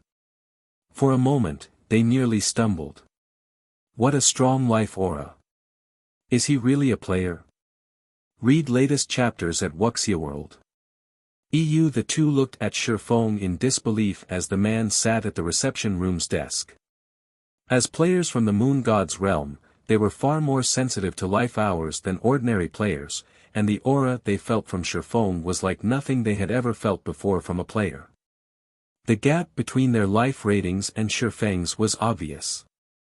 If not for the green marker hovering above Shifeng's head, they would have suspected that the man before them was actually a monster in human skin. Not even players with a god's blessing radiate such an intense life aura. Has he already reached Tier 3? South Dream wondered in their team chat. Tier 3. How is this possible? Cold Memory could not help but stare at the swordsman, utterly astonished. Chapter 2353, Bit off more than they could chew. What is this guild? As Cold Memory stared at Shifeng, she felt as if she were hallucinating. Before she had actually met the man, she had considered what she might say to persuade him. She refused to believe that he wouldn't be interested in the conditions she had to offer. However, as she met Shifeng face to face, her words caught in her throat. The fact that they hadn't known about Zero Wing's research workshop wasn't a major issue. The Candlelight trading firm had just been promoted to 4-star status, after all. It was expected that there would be some deviation to their investigation results. However, they had also just found out that Zero Wing's guild leader was already a Tier 3 player. A Tier 3 player.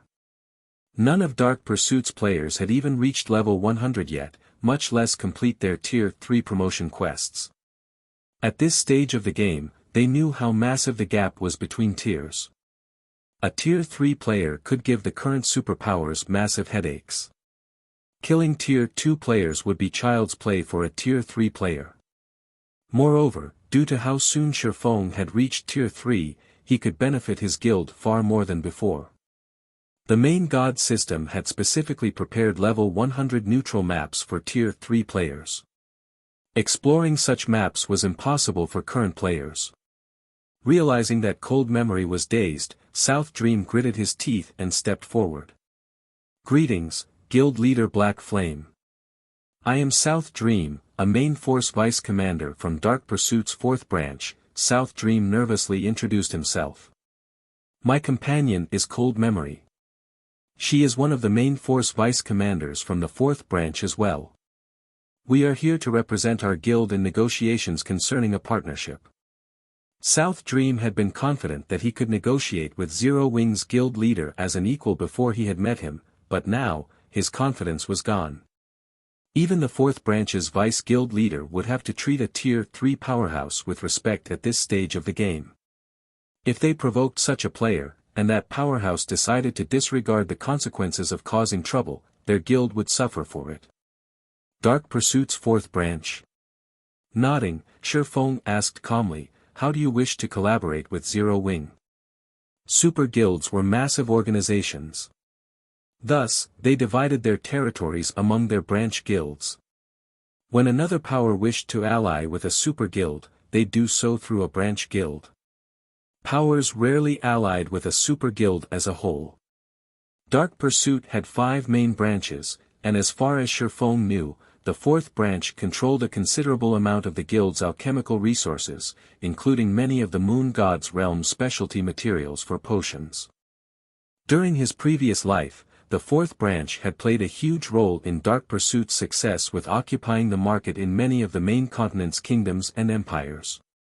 Truthfully, we are here to request that Zero Wing allows Silent Wonder to join Dark Pursuit, Cold Memory said, gritting her teeth.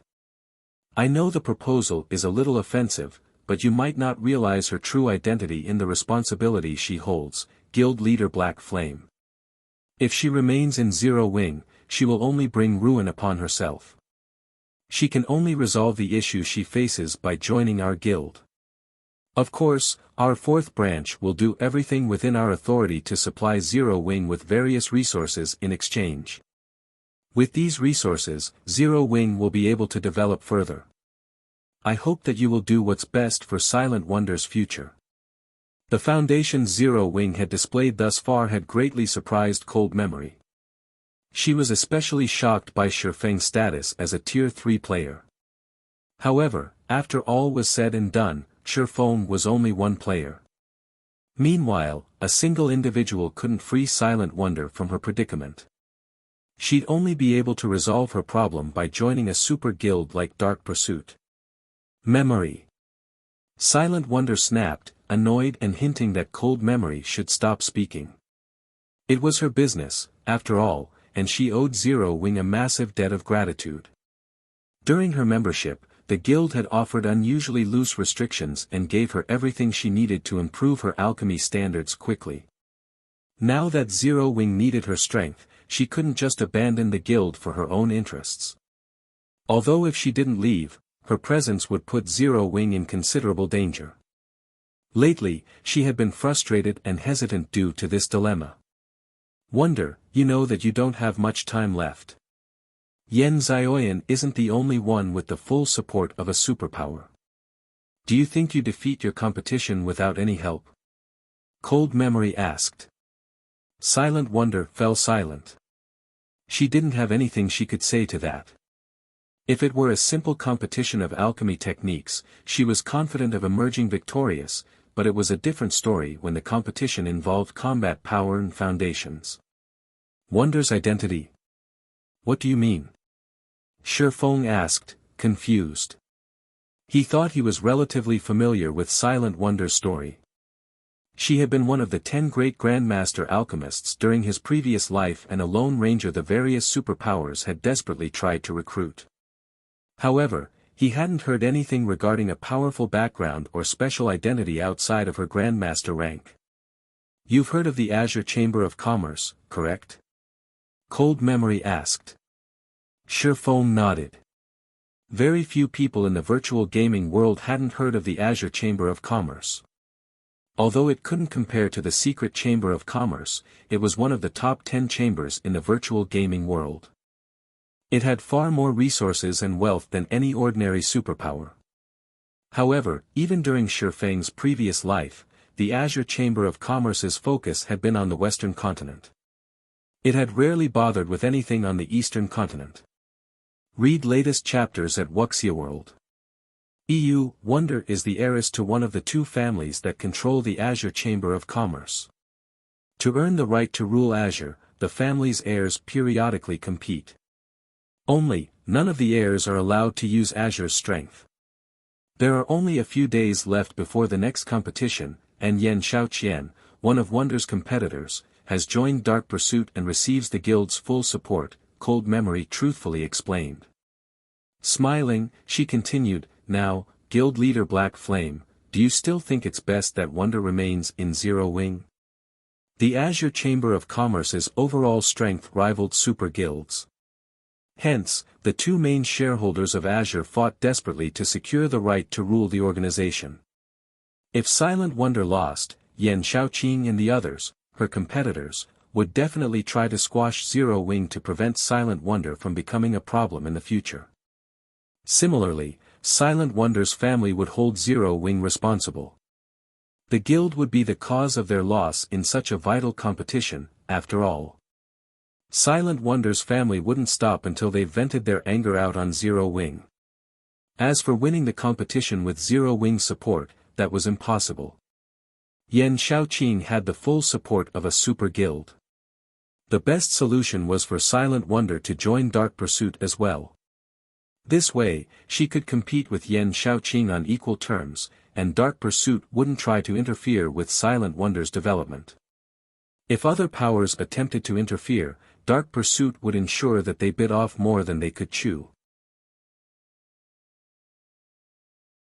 Chapter 2354, Mental Strengthening, What Memory Says is True, Guild Leader Black Flame, South Dream added, afraid that Shifeng would misunderstand their intentions. God's domain is becoming more popular across the globe.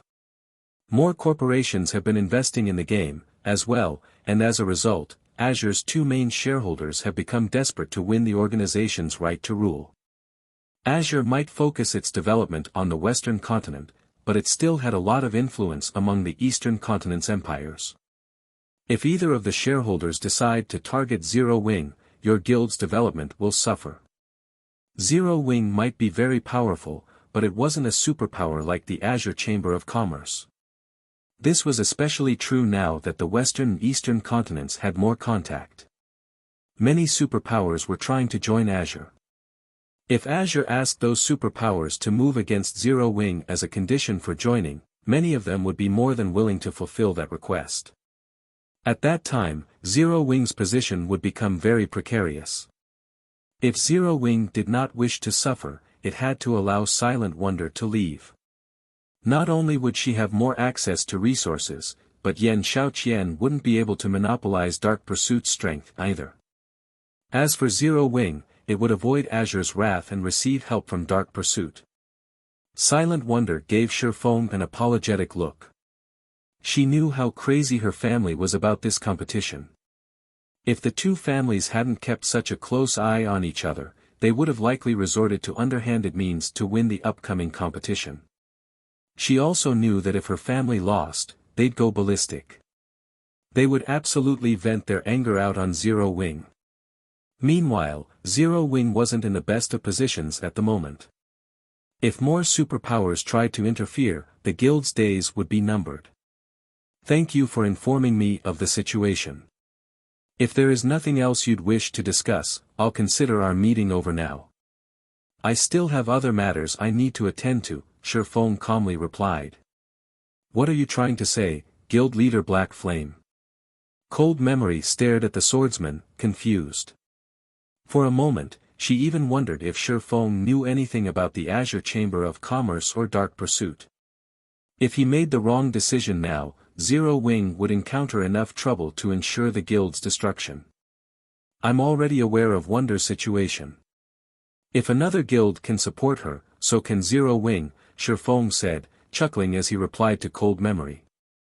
Shifeng was far more familiar with the Azure Chamber of Commerce's strength than Cold Memory. It was one of the top 10 chambers of commerce in the virtual gaming world, after all. It was as powerful as super guilds. Ordinary superpowers simply couldn't compare. Needless to say, Shifeng knew about Dark Pursuit, as well. Not only was Dark Pursuit a veteran super guild, but it had also annihilated 2 superpowers after the planar passage's activation during his previous life. If Zero Wing had encountered this situation some weeks ago, he would have seriously considered the matter.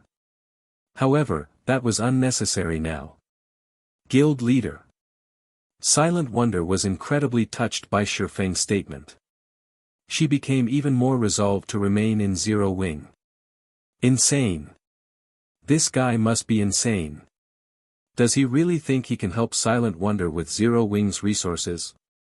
The response rendered Cold Memory speechless. Azure's internal competition wasn't just a competition of alchemy standards. It was also a competition of strength. Zero Wing's resources couldn't even compare to an ordinary superpowers, much less Dark Pursuit's. Memory, I've decided. I want to stay in Zero Wing. Even if Yan Xiaoqian has Dark Pursuit's full support, with the research workshop, my defeat isn't guaranteed, Silent Wonder decided, turning to look Cold Memory in the eyes. Suit yourself. I don't care anymore. You better not regret this later. Cold Memory exclaimed, annoyed. She had never thought Silent Wonder would be confident of defeating Yan Xiaoqian. Yan Xiaoqian had access to the intermediate meditation room every day and was only one step away from becoming an advanced master alchemist. Dark Pursuit planned to invest all of its available resources in her training to secure its first advanced master alchemist, as well. On the other hand, Zero Wing's only advantage was its research workshop. The workshop might help Silent Wonder become an advanced master alchemist, but she wasn't likely to complete her promotion before the internal competition. The research workshop only provided hints. Players still had to research their designs or recipes and materials and experiment. It wasn't possible to reach advanced master rank quickly, and this wasn't just a competition involving alchemy standards. Had Silent Wonder joined Dark Pursuit, she would have, more or less, had a chance at victory, but since she had decided to remain in Zero Wing, she had practically no hope. Cold Memory and South Dream then left the reception room. For Zero Wing's arrogance and Silent Wonder's blind faith, she could already predict the outcome that awaited them. Memory, are you really done caring about this? South Dream asked. I don't have anything else that could persuade Wonder. Our only other choice is to recruit Moon Silk for Dark Pursuit. I didn't want to approach her, but her strength is unquestionable. If Moon Silk wins, Silent Wonder can maintain her position in the family, for the most part, Cold Memory said as she shook her head in frustration. The competition between the two main families involved more than 2 people. 6 people would take part in total, 3 from each family. As long as one of the participants earned first place, the other 2 family members' performance wouldn't matter. The winner's family will still secure the right to rule the organization. Moon Silk was the most talented among the 3 participants from Silent Wonder's family. However, she was also the most quirky of the 3. Cold Memory had hoped to avoid approaching the woman. However, as things were now, they didn't have a choice if they wanted to help Silent Wonder's family win the competition. Moon Silk. Even South Dream shuddered at the mention of her name. However, after giving the matter some thought, he agreed with his companion. At least, this option would increase their chances of victory. If Moon Silk won the competition, Silent Wonder's family wouldn't restrict her freedom over much. Following which, Cold Memory and South Dream quickly left White River City and made their way to the city Moon Silk resided in. Meanwhile, back in Candlelight's top-floor reception room, Shifeng pulled an ancient, sealed parchment from his bag once his guests had left. I'll leave this with you for now. I hope it will help you become an advanced master alchemist as quickly as possible.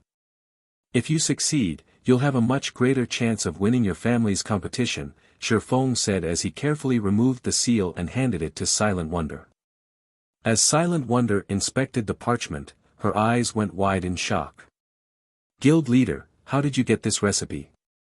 Silent Wonder's breathing grew somewhat labored as she stared at the recipe in her hands. What she held was no ordinary recipe. It was a peak master recipe for the Droplet of Life potion. Countless alchemists dreamed of getting their hands on this parchment to study and learn from it. The reason for this was because of the water of life. With the water of life, one could resurrect the dead. The potion contained an unimaginable amount of life force and served as one of the base materials to resurrect NPCs. Unfortunately, the water of life was too precious and more valuable than what money could buy. The droplet of life potion was a weakened version of the water of life. Although it couldn't resurrect NPCs, it could help NPCs recover from severe and permanent injuries. It was easy to imagine how valuable this recipe was.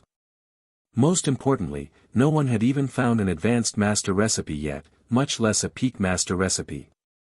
Alchemists that wanted to rise through the ranks needed to create new recipes, but to create a recipe suitable for their rank, they needed a lot of reference material. Without that, they wouldn't know where to start, which was why master recipes were so valuable in God's domain. However, at Silent Wonder's standard, basic master recipes, L, were no longer useful. She'd need advanced master recipes. Unfortunately, she had never managed to locate an alchemical master recipe, and as a result, she had been forced to explore and experiment by herself. The droplet of life recipe would definitely help her reach the advanced master alchemist rank. Rather than answer Silent Wonder's question, Shifeng asked, "Now that you have this recipe, how confident are you in completing your promotion?" The droplet of life recipe was incomparably precious and one of the most important recipes the Sunset King had dropped. It was only inferior to Grandmaster recipes. Shifeng had planned to offer it as a benefit for the guild's core members, allowing Candlelight's master alchemists time to study it. However, to help Silent Wonder reach advanced master rank as soon as possible, he decided to postpone those plans. Read latest chapters at Wuxia World. I'm afraid that I'm only 30% confident of reaching my promotion before the competition, Silent Wonder said helplessly after a moment of self-reflection. Becoming an advanced master alchemist wasn't easy, and even with the research workshop's assistance, she'd still need time to conduct her own research. 30%. After pondering for some time, Shifeng said, "It's a little off, but it should be enough." After saying so, Shifeng called up the Candlelight Trading Fin system interface and chose to upgrade the shop in Blue Bay City to 3-star status. At the same time, he established a shared warehouse and sent the members there to transfer the Primal Void Stones. The various major powers would likely assume the best use of the Primal Void Stones was selling them to the Dark Forces for gold and resources, but they weren't aware of the stone's other function. Mental strengthening. Chapter 2355, Advanced Mana Set Equipment, 30% is enough. Silent Wonder was confused by Shifeng's statement. Based on his tone, he seemed very confident in her success in becoming an advanced master alchemist. Not only did she need enough proficiency points for her promotion, but she also had to create a new advanced master recipe.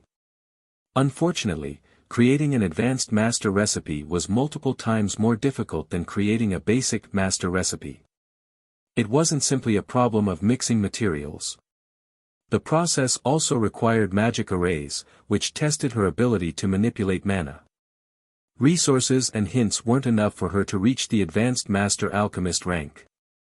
"I can't guarantee it, but if you have a 30% chance, we should be able to boost that to 80% within the remaining time," Shifeng said, chuckling. 80%. Silent Wonder repeated in a higher-pitched tone, giving Shifeng an incredulous look. Creating an advanced master alchemist was easier said than done. Even if the various superpowers alchemists generously offered her all of their research, she'd be lucky to increase her success rate by 10%. Yet, Shifeng insisted that he could help raise her success rate by a whopping 50%. If God's domain's various master alchemists heard this, they'd laugh at Shifeng for being an ignorant fool and a layman. However, Shifeng was no noob when it came to lifestyle classes. He was a bona fide intermediate master forger, after all, an existence that stood at the apex of God's domain's forging industry.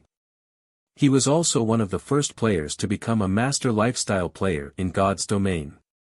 There were less than a handful of people who could claim they understood lifestyle classes better than Shifeng in the candlelight trading firm.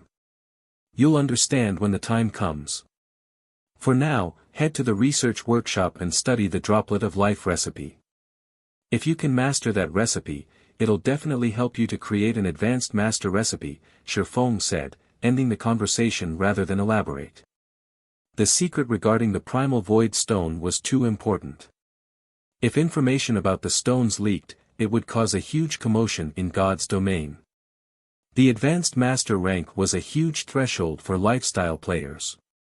Over 90% of the master lifestyle players in Shifeng's previous life had been stuck at intermediate master rank due to the difficulty of the promotion. Those masters hadn't lacked techniques, but simply hadn't had the mental strength to succeed. Rising through the tiers was the easiest way for players to improve their mental fortitude. The higher a player's tier was, the stronger their mental strength would be, which was also why most of the top-tier lifestyle players of Shifeng's previous life had been high-tiered players as well. Silent Wonder was only a level 97, tier 2 player. She'd still need quite some time to reach level 100, not to mention complete her tier 3 promotion quest. Meanwhile, God's domain had very few items that could improve a player's mental strength, and the Primal Void Stones were one of them. However, mainstream players in the past had only learned this secret after reaching level 160. When they had discovered it, the various superpowers had fought desperately to secure Primal Void Stones. From then on, Primal Void Stones hadn't been treated as a simple mana-gathering tool. They had become a strategic item to improve combat and lifestyle players' standards. Although the Primal Void Stones only improved a player's mental fortitude by 20% to 30%, it was a valuable boost. Players only received a slightly higher percentage when they reached a higher tier, after all. If Silent Wonder didn't have any issues with her alchemy techniques, she should have no problems reaching advanced master rank as long as she had adequate mental strength. After sending Silent Wonder to the research workshop to study the Droplet of Life recipe and while he waited for the Primal Void Stones to become available in the shared warehouse, Shifeng began to select a few of Candlelight's other shops to promote to 3-star status. With White River City's Candlelight trading firm now a 4-star shop, he could upgrade 5 2-star shops to 3-star status, and after promoting Blue Bay City's shop, he had 4 slots remaining. After much consideration, he chose the shops in Dark Knight City, Black Dragon City, Apocalypse City, and Twin Towers City. With 3-star shops in these cities, recruiting lifestyle players and collecting materials would be a lot more convenient. With 5 more 3-star shops, it wouldn't be long before Zero Wing's lifestyle operations would rival that of the various superpowers. Once it did, the Candlelight Chamber of Commerce would be strong enough to rival the superpowers' chambers. Zero Wing would no longer need to rely on Stone Forest City's temporary residences as bait to lure guilds into joining the Candlelight Chamber of Commerce. However, to give the Candlelight Chamber of Commerce a competitive edge and earn a fortune from it, it would need more than a lot of lifestyle players. Candlelight would also need a large variety of valuable, useful products. It seems it's time to research these forging designs, Shifeng thought as he glanced at the ancient, sealed parchments in his bag. Aside from weapons and materials, the Sunset King had dropped 14 designs and recipes, and every one of them was master rank. The most valuable of them was the Droplet of Life recipe, but following that were the 6 forging designs for an advanced mana set equipment, the Crimson Sunset. The Crimson Sunset set was only a tier 2 advanced mana set equipment and couldn't compare to level 100 plus dark gold set equipment, but it was still far stronger than what current players had access to. As an advanced mana set equipment, players could also rely on the equipment up to level 120.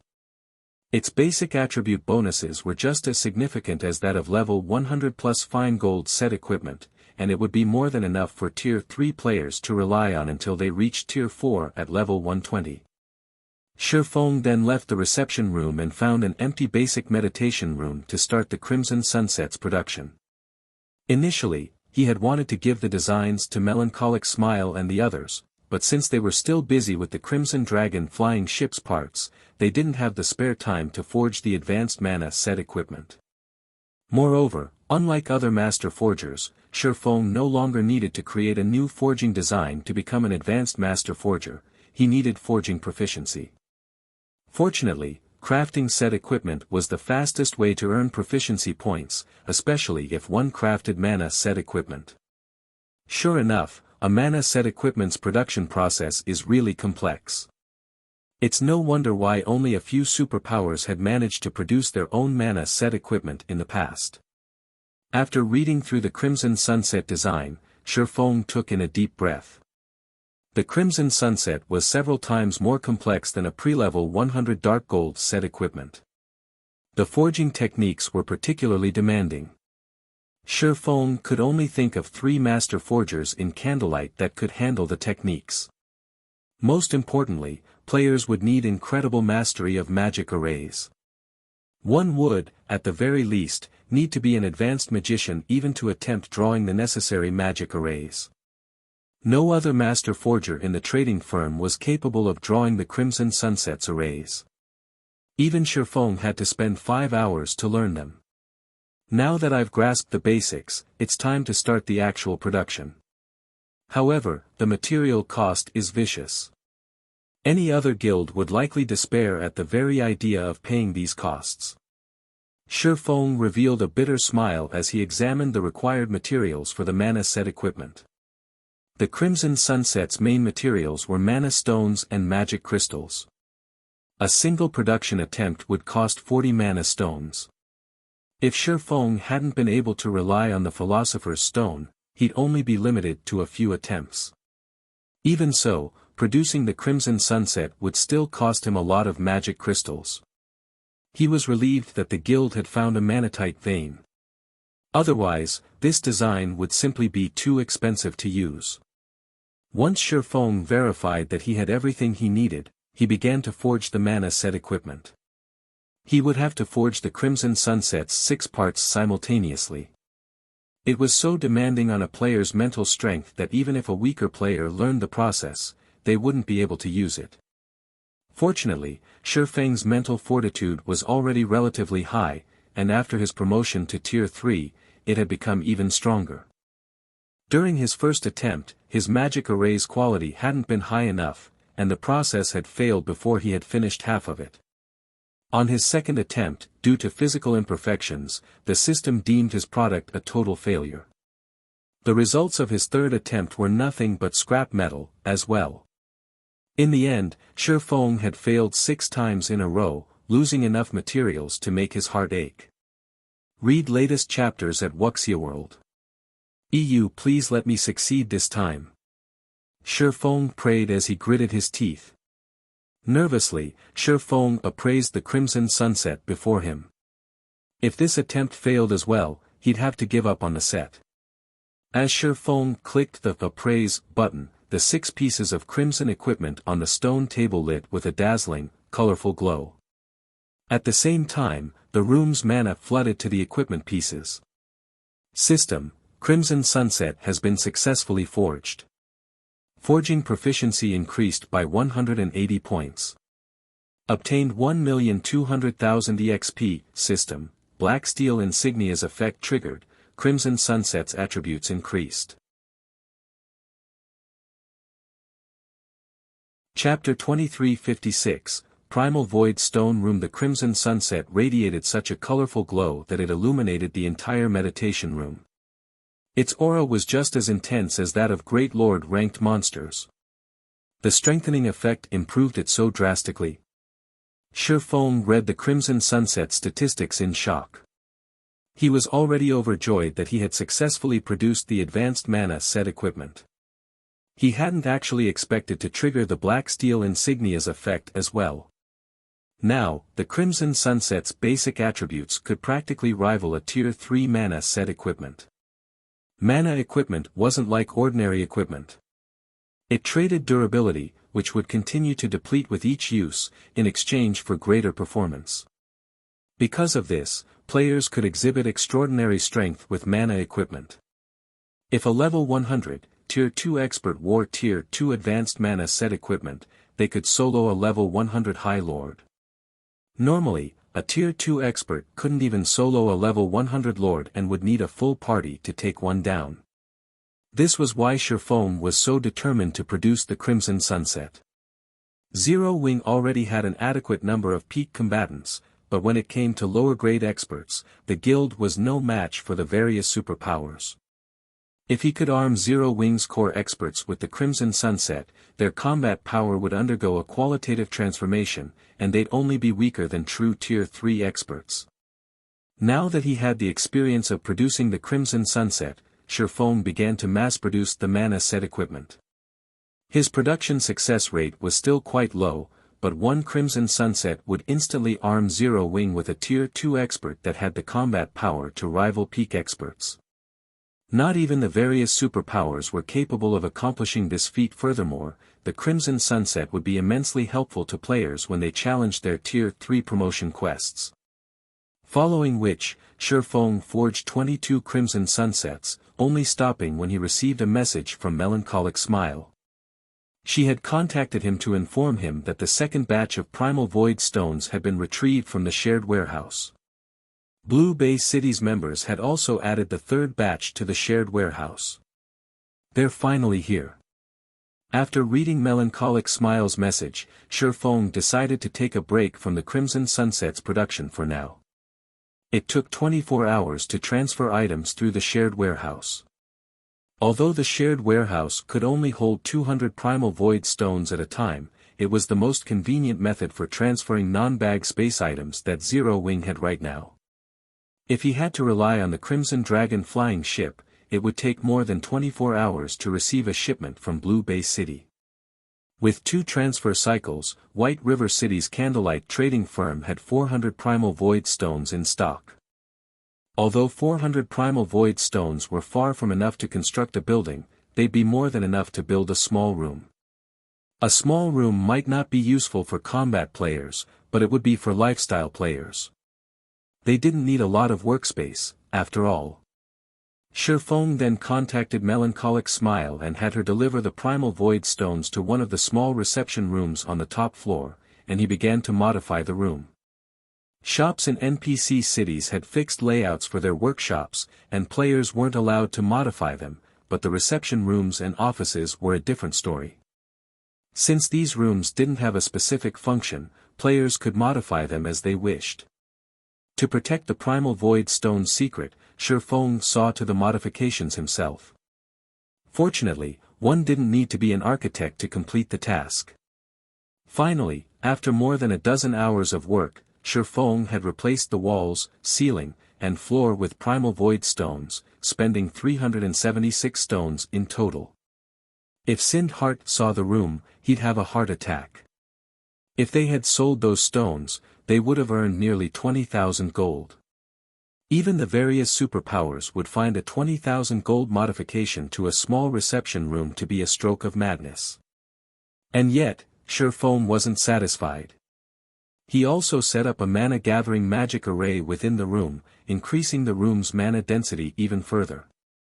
Combined with the Primal Void Stone's mana-gathering properties, the mana in the small reception room was only slightly less dense than in the research workshop. These Primal Void Stones are amazing. This is only a small room, yet it can improve a player's mental strength by 20%. If I construct an entire building, I can likely increase that boost to 30%, Shifeng thought as he sensed the improvement to his mental fortitude. If he could train in such an environment, he might even be able to execute a perfect lightning flash, even if he were still at Tier 2. The Primal Void Stones were far more effective than he had expected. Tools that could improve a player's mental strength by 10% in God's domain already sold for astronomical amounts of money. One might not even be able to exchange a fragmented legendary item for such a tool. However, a Primal Void Stone room could improve a player's mental strength by 20%. Shifeng finally realized why the various superpowers in the past had reserved their Primal Void Stone houses for their own use, refusing to rent them to outsiders. Once he was satisfied, Shifeng contacted Silent Wonder and requested her presence. Silent Wonder had a huge headache from trying to create her new potion, having reached a bottleneck. She wanted nothing more than to spend a 48-hour day in the research workshop, but upon receiving Shifeng's order, she had no choice but to set aside her research and begrudgingly visit the small reception room in question. Guild leader, this room. After a moment in the small reception room, she was stunned by the sensation of it. Silent Wonder hadn't felt anything in particular when she had first entered the room. She had merely felt a refreshing coolness spread throughout her body, but after 5 seconds, she noticed that her mind was far clearer than before. In addition, her physical control and mana had increased substantially. "It's not bad, right?" Shifeng asked, chuckling at Silent Wonder's shocked expression. "The research workshop can only provide a rough guideline. You'll have to figure out the details on your own. Meanwhile, this room will help improve your control. You can spend time here to learn the techniques and concepts you've struggled with. With this environment, your chances of creating a new recipe should rise to 70% or 80%, right? The room is simply magical.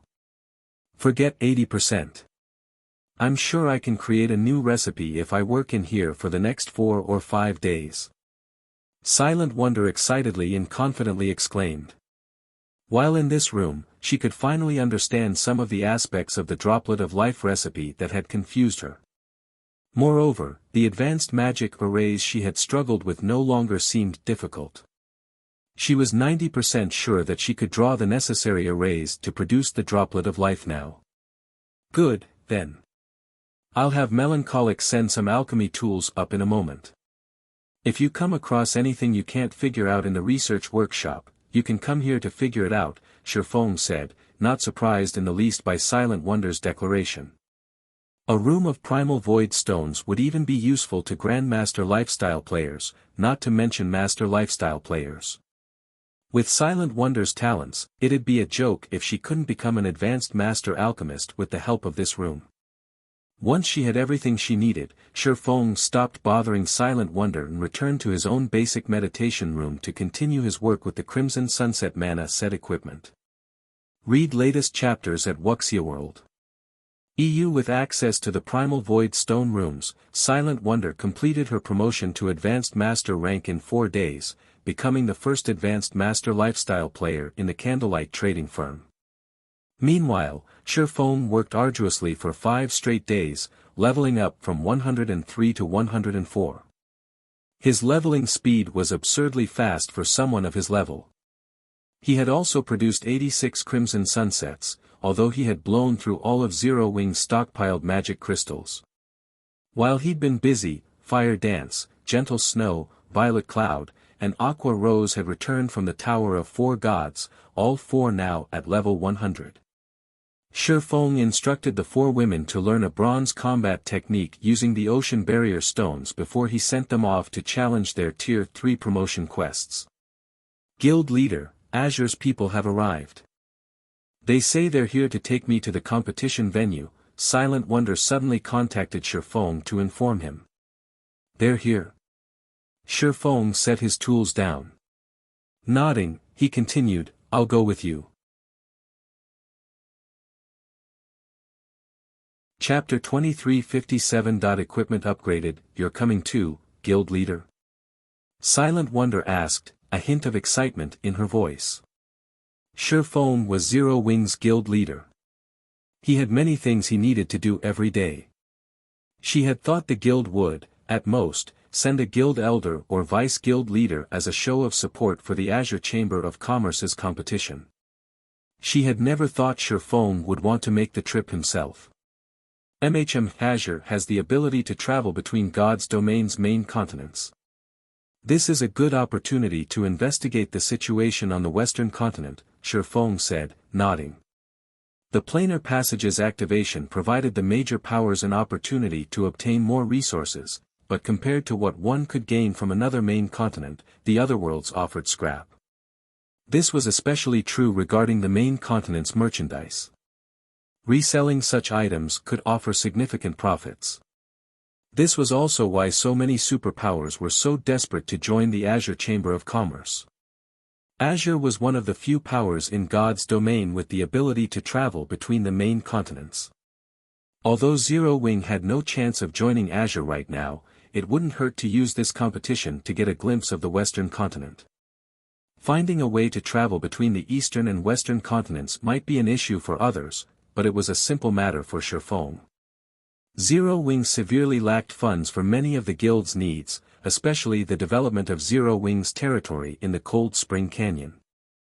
As soon as the guild began to develop the area, it would become a bottomless pit that endlessly devoured coins and resources. If Zero Wing relied on Candlelight's current income, it would take a very long time to develop the territory properly. The best solution Shifeng could come up with was to resell Zero Wing's merchandise on the Western continent. Not only would this generate income far more quickly, but it would also generate enough to drive any superpower mad with envy. I'll take care of the necessary preparations, then. Naturally, Silent Wonder was overjoyed that Shifeng wanted to attend the competition with her, and she immediately left to prepare what she'd need for the competition. Oh, right. Come see me later and collect some equipment, Shifeng said. Since Silent Wonder had become an advanced master alchemist, she could produce items with far more speed than before, and as a result, her leveling speed had substantially increased. In fact, she had already reached level 99. However, her equipment was still average, at best. She wasn't even wearing full level 95 equipment. Although Azure's internal competition was a personal affair, Silent Wonder was still a member of Zero Wing. If the Chamber's representatives saw her current equipment, Zero Wing would become a laughingstock. Equipment? When Silent Wonder took a look at her own equipment, she was a little ashamed. Her equipment was pretty shabby. More than half of the items she wore was level 90 equipment, and the few level 95 pieces she had were only secret, silver rank. Her equipment might be excellent for ordinary expert players, but she was Candlelight's chief alchemist. For someone of her status, equipment of such quality was like wearing a pauper's rags. After all, the items in Zero Wing's guild warehouse were available to Candlelight's lifestyle players as well. However, to increase her development as an alchemist, she had spent almost all of her GCPs on rare materials. Once Silent Wonder collected her alchemy tools and materials, she promptly made her way to the basic meditation room Shifeng occupied. As she entered the room, Shifeng gestured to the strengthened crimson sunset on the stone table and said, "Here. Give this a try." Since the crimson sunset was basically made of mana stones and magic crystals, it wasn't restricted to a particular class. Once equipped, the set's attributes would automatically adjust to its wearer. This was one of the benefits of mana set equipment. A Tier 2 advanced mana set equipment. Silent Wonder was stunned after inspecting the crimson sunset.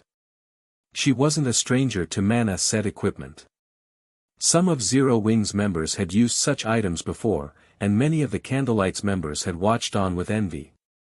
Mana set equipment was essentially equipment made of pure mana.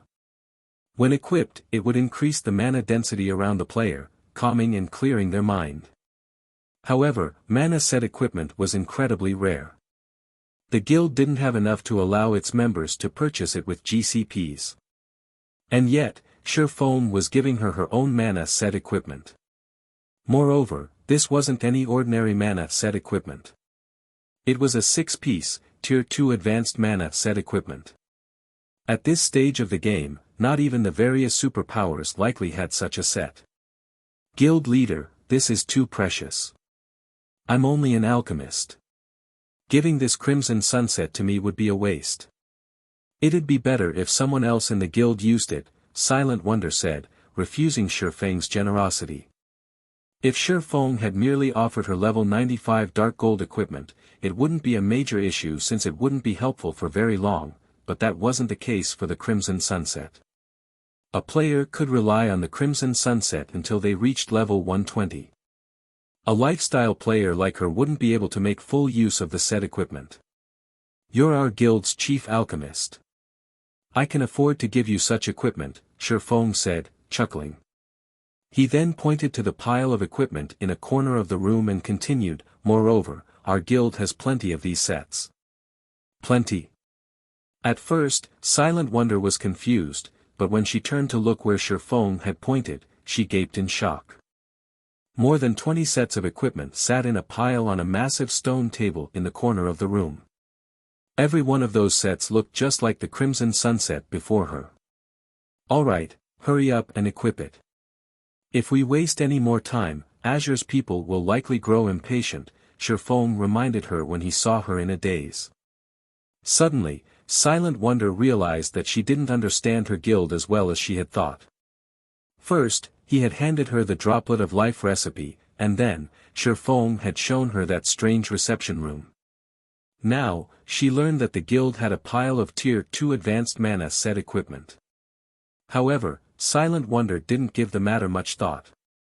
Since Shifeng insisted, she stopped hesitating and equipped the Crimson Sunset he offered.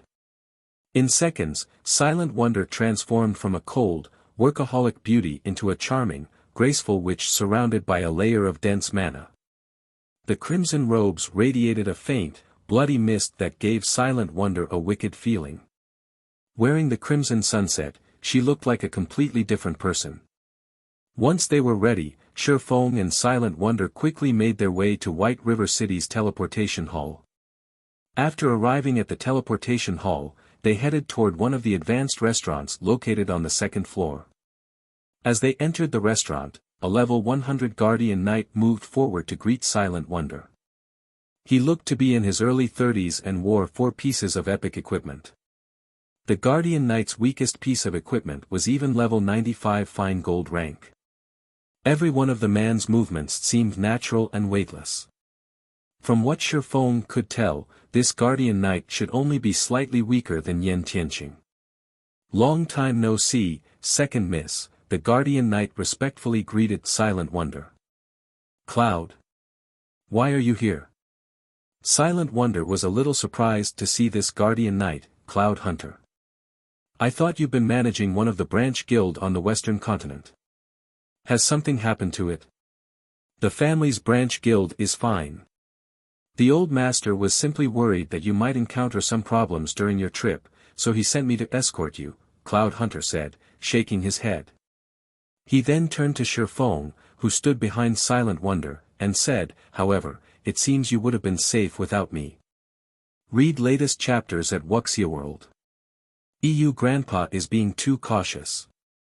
They wouldn't dare move against me during such a crucial time," Silent Wonder said, not feeling surprised by the arrangement in the least.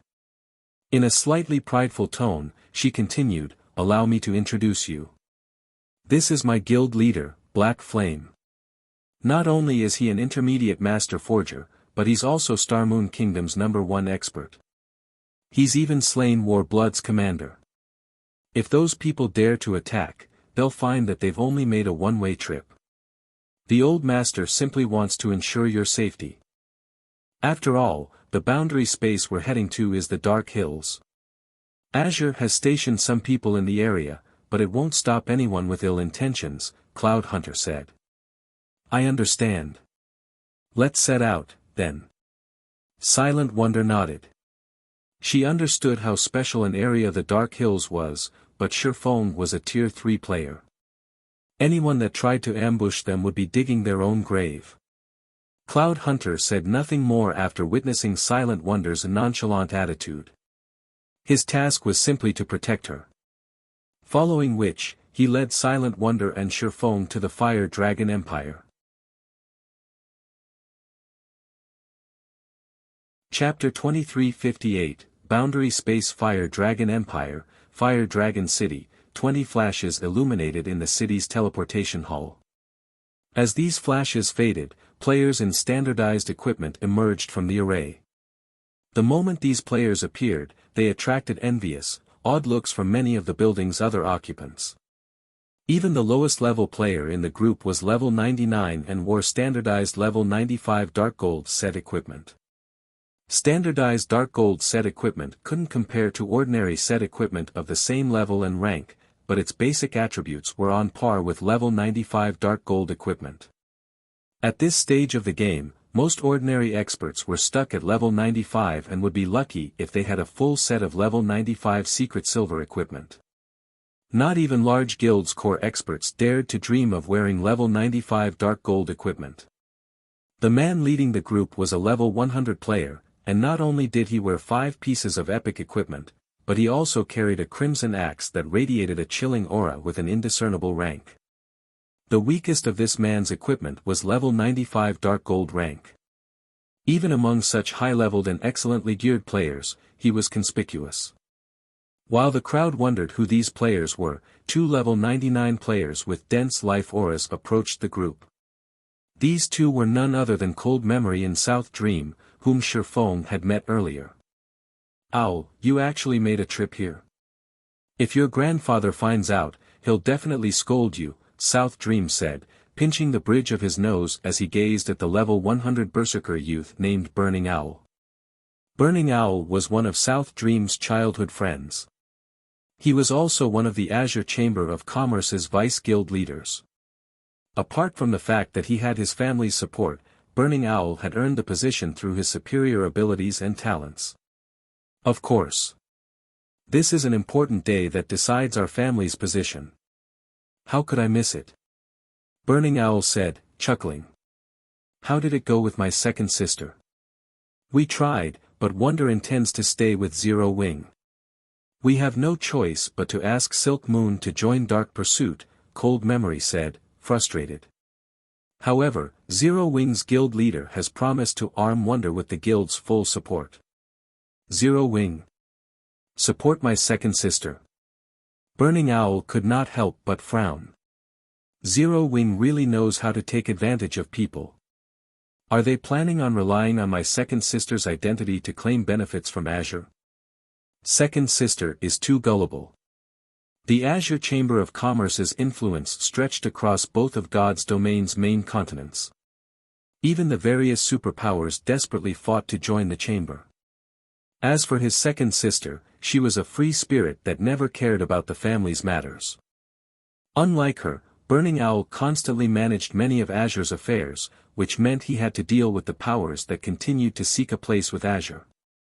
"I am impressed by Zero Wing's ability to nurture lifestyle players. I'm confident that Wonder will perform well in the competition," South Dream added. "Hopefully, that's the case, but if Zero Wing's guild leader tries to take advantage of my second sister, I'll show him the power of my Heaven Piercer team," Burning Owl said, nodding as a cold glint flashed in his eyes. Neither Cold Memory nor South Dream offered a response. The Heaven Piercer team Burning Owl controlled was certainly powerful. It might not have a lot of members, less than 50 in total, but every member was an expert among experts in the Azure Chamber of Commerce. Even the weakest member could rival peak experts. If these players split up and targeted a guild, even as a Tier 3 Sword King, Shifeng would find them difficult to deal with. Meanwhile, Shifeng and his 2 companions reached a large forest's edge on their mounts a short distance away from the Fire Dragon Empire. A gigantic magic array enveloped the forest, and a massive spatial tear was faintly visible in the sky. It was as if this entire forest were located within the spatial tear. The only way to enter or leave this forest was through the massive steel checkpoint. This was the Dark Hills, a famous boundary space among the neighboring empires and kingdoms. It was also a well-known trade hub between the nearby countries. Although the Dark Hills was a trade hub, it was not open to individual players or ordinary powers. Only the various major powers from the neighboring kingdoms and empires had access. When they needed to find precious materials, they usually came here. All trades in the Dark Hills were done through a bartering system. There were also large-scale player auctions from time to time, in which incomparably precious items would be sold. Most importantly, the Azure Chamber of Commerce controlled the Dark Hills. Occasionally, Azure would sell items that could only be found on the Western continent, which were very attractive to the various major powers. Azure's presence was the reason that the Dark Hills had become such a famous trade hub. A large number of players stood in line for the checkpoint, with many of them driving carriages filled with non-bag space items. They were all looking to trade their items in the Dark Hills. Due to Azure's forces at the checkpoint, none of these players dared to make a fuss as they waited. The Chamber of Commerce had stationed all sorts of war weapons and magic arrays at the checkpoint as well to secure its rule over the area, and a small army of experts had garrisoned in the Dark Hills. Not even an army of tens of thousands of experts could shake Azure's rule in the Dark Hills, much less a small team. After arriving, Shifeng's group quietly stood in line, waiting to enter the Dark Hills. It was a dozen minutes or so before they reached the steel gate, reinforced by a magic array. Second Miss, Guild Leader Black Flame, please wait here for a moment. I'll handle the entry procedures, Cloud Hunter said before approaching the Azure members stationed at the gate. You and Second Miss can go in. The robust man at the gate said after examining Cloud Hunter's proof of identity. He then pointed to Shifeng and said, he must wait out here for now. Why? My guild leader is coming with us, Silent Wonder explained. This is a very important day. To maintain the peace, outsiders aren't allowed on the premises. However, since he is your companion, Second Miss, I'll make this easier, but he'll still have to undergo an inspection before he can enter, the robust man decided, chuckling. Why aren't your men inspecting them, then? Silent Wonder demanded as she gestured to a group of players that walked through the gate without an inspection. None of those players were members of the Azure Chamber of Commerce. They are from the Fire Dragon Empire's various superpowers and Azure's esteemed guests. They are different, the robust man replied. You better not go overboard, brute. Zero Wings Guild Leader is our Second Miss's esteemed guest. Cloud Hunter coldly informed the robust man, Prideful Brute. Although Prideful Brute was one of Azure's peak experts, he wasn't a member of Silent Wonder's family. Even a fool could tell that he was trying to cause trouble to humiliate Silent Wonder. Didn't I say that he can go in as long as he allows us to inspect him? Prideful Brute said, grinning at Cloud Hunter. What? You want to start a fight here? With Prideful Brute's question, the 40 heavy crossbows on the wall turned to aim at Cloud Hunter, and two of Prideful Brute's companions stepped forward. Both players were Azure experts as well, and they wore the same battle array set equipment as Prideful Brute. When they activated their battle array, they'd be just as powerful as Cloud Hunter overall. That was the reason that Prideful Brute dared to act so arrogantly before Cloud Hunter. Prideful Brute's attitude even infuriated Silent Wonder. She wanted nothing more than to teach the man a lesson. Shifeng was Zero Wings Guild Leader. If he had to be inspected before he'd be allowed into the Dark Hills, it would be embarrassing for her guild. Don't do it, Second Mississippi. If you take action, you'll play right into his hands, Cloud Hunter quickly advised his charge when he sensed Silent Wonder's rage. He has full control over this area. He has the authorization to suppress you if you attack, even if you are one of the Chamber's vice guild leaders. Read latest chapters at Wuxia World. The Dark Hills wasn't an ordinary location. It was an important source of income for the Azure Chamber of Commerce. Hence, the Chamber's security of this area was of the utmost importance. As the checkpoint's manager, Prideful Brute had the authorization to attack anyone who wasn't Azure's guild leader or a Grand Elder if they caused trouble. If Silent Wonder caused a scene and died as a result, her maternal grandfather wouldn't be able to object. It seems you're not that dumb after all. This is one of Azure's most important territories. Do you really think your family has full say in Azure? Prideful Brute said, sneering Silent Wonder. However, as soon as he finished speaking, a sword light startled everyone. The attack was so fast that by the time players had reacted, it had already sliced through Prideful Brute's throat. As the sword light faded, Prideful Brute lost all of his HP and collapsed powerlessly to the ground. Everyone that had seen the attack spun toward its origin. The attacker was none other than Silent Wonder's guest Shifeng. Chapter 2359, Unfortunate Death, Prideful Brute died. How dare he? Everyone stared at Shifeng in shock. The players from the various superpowers were especially stunned. Azure was a large-scale chamber of commerce with close to 100 years of history in the virtual gaming world.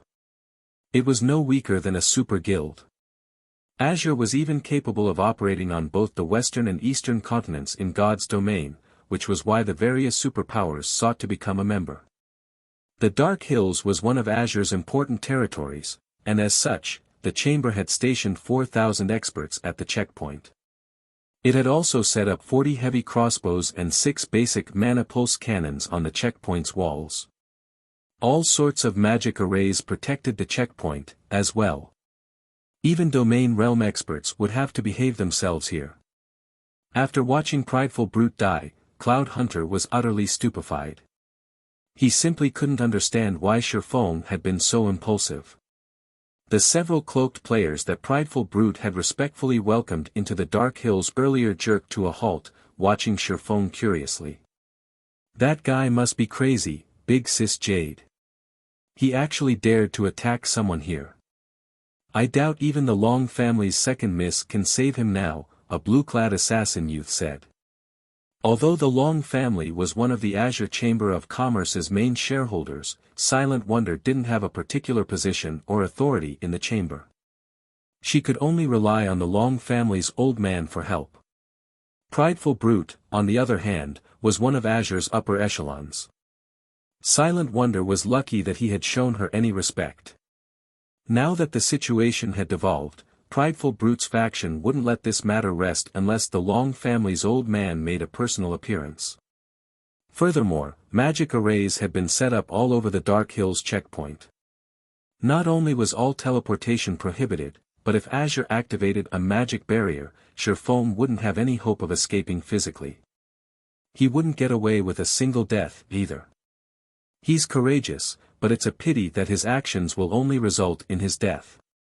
He simply doesn't understand how strong superpowers are, the female berserker named Jade Bamboo said, a hint of admiration flashing in her eyes as she gazed at Shifeng.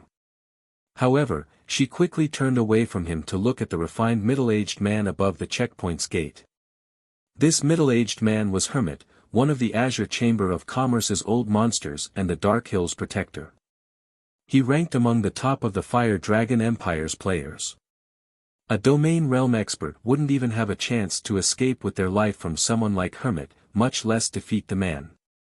She suspected only the 2 Vice Alliance Masters or the Alliance Master from her Adventurer Alliance would have any hope of surviving a fight against Hermit. While Jade Bamboo watched, Hermit jumped down from the wall, landing before Shifeng's group. As he did, he earned horrified looks from the various superpowers experts. They looked as if they had seen a ghost. Even Cloud Hunter watched the older man seriously. Elder Hermit, please don't misunderstand. This isn't what it looks like.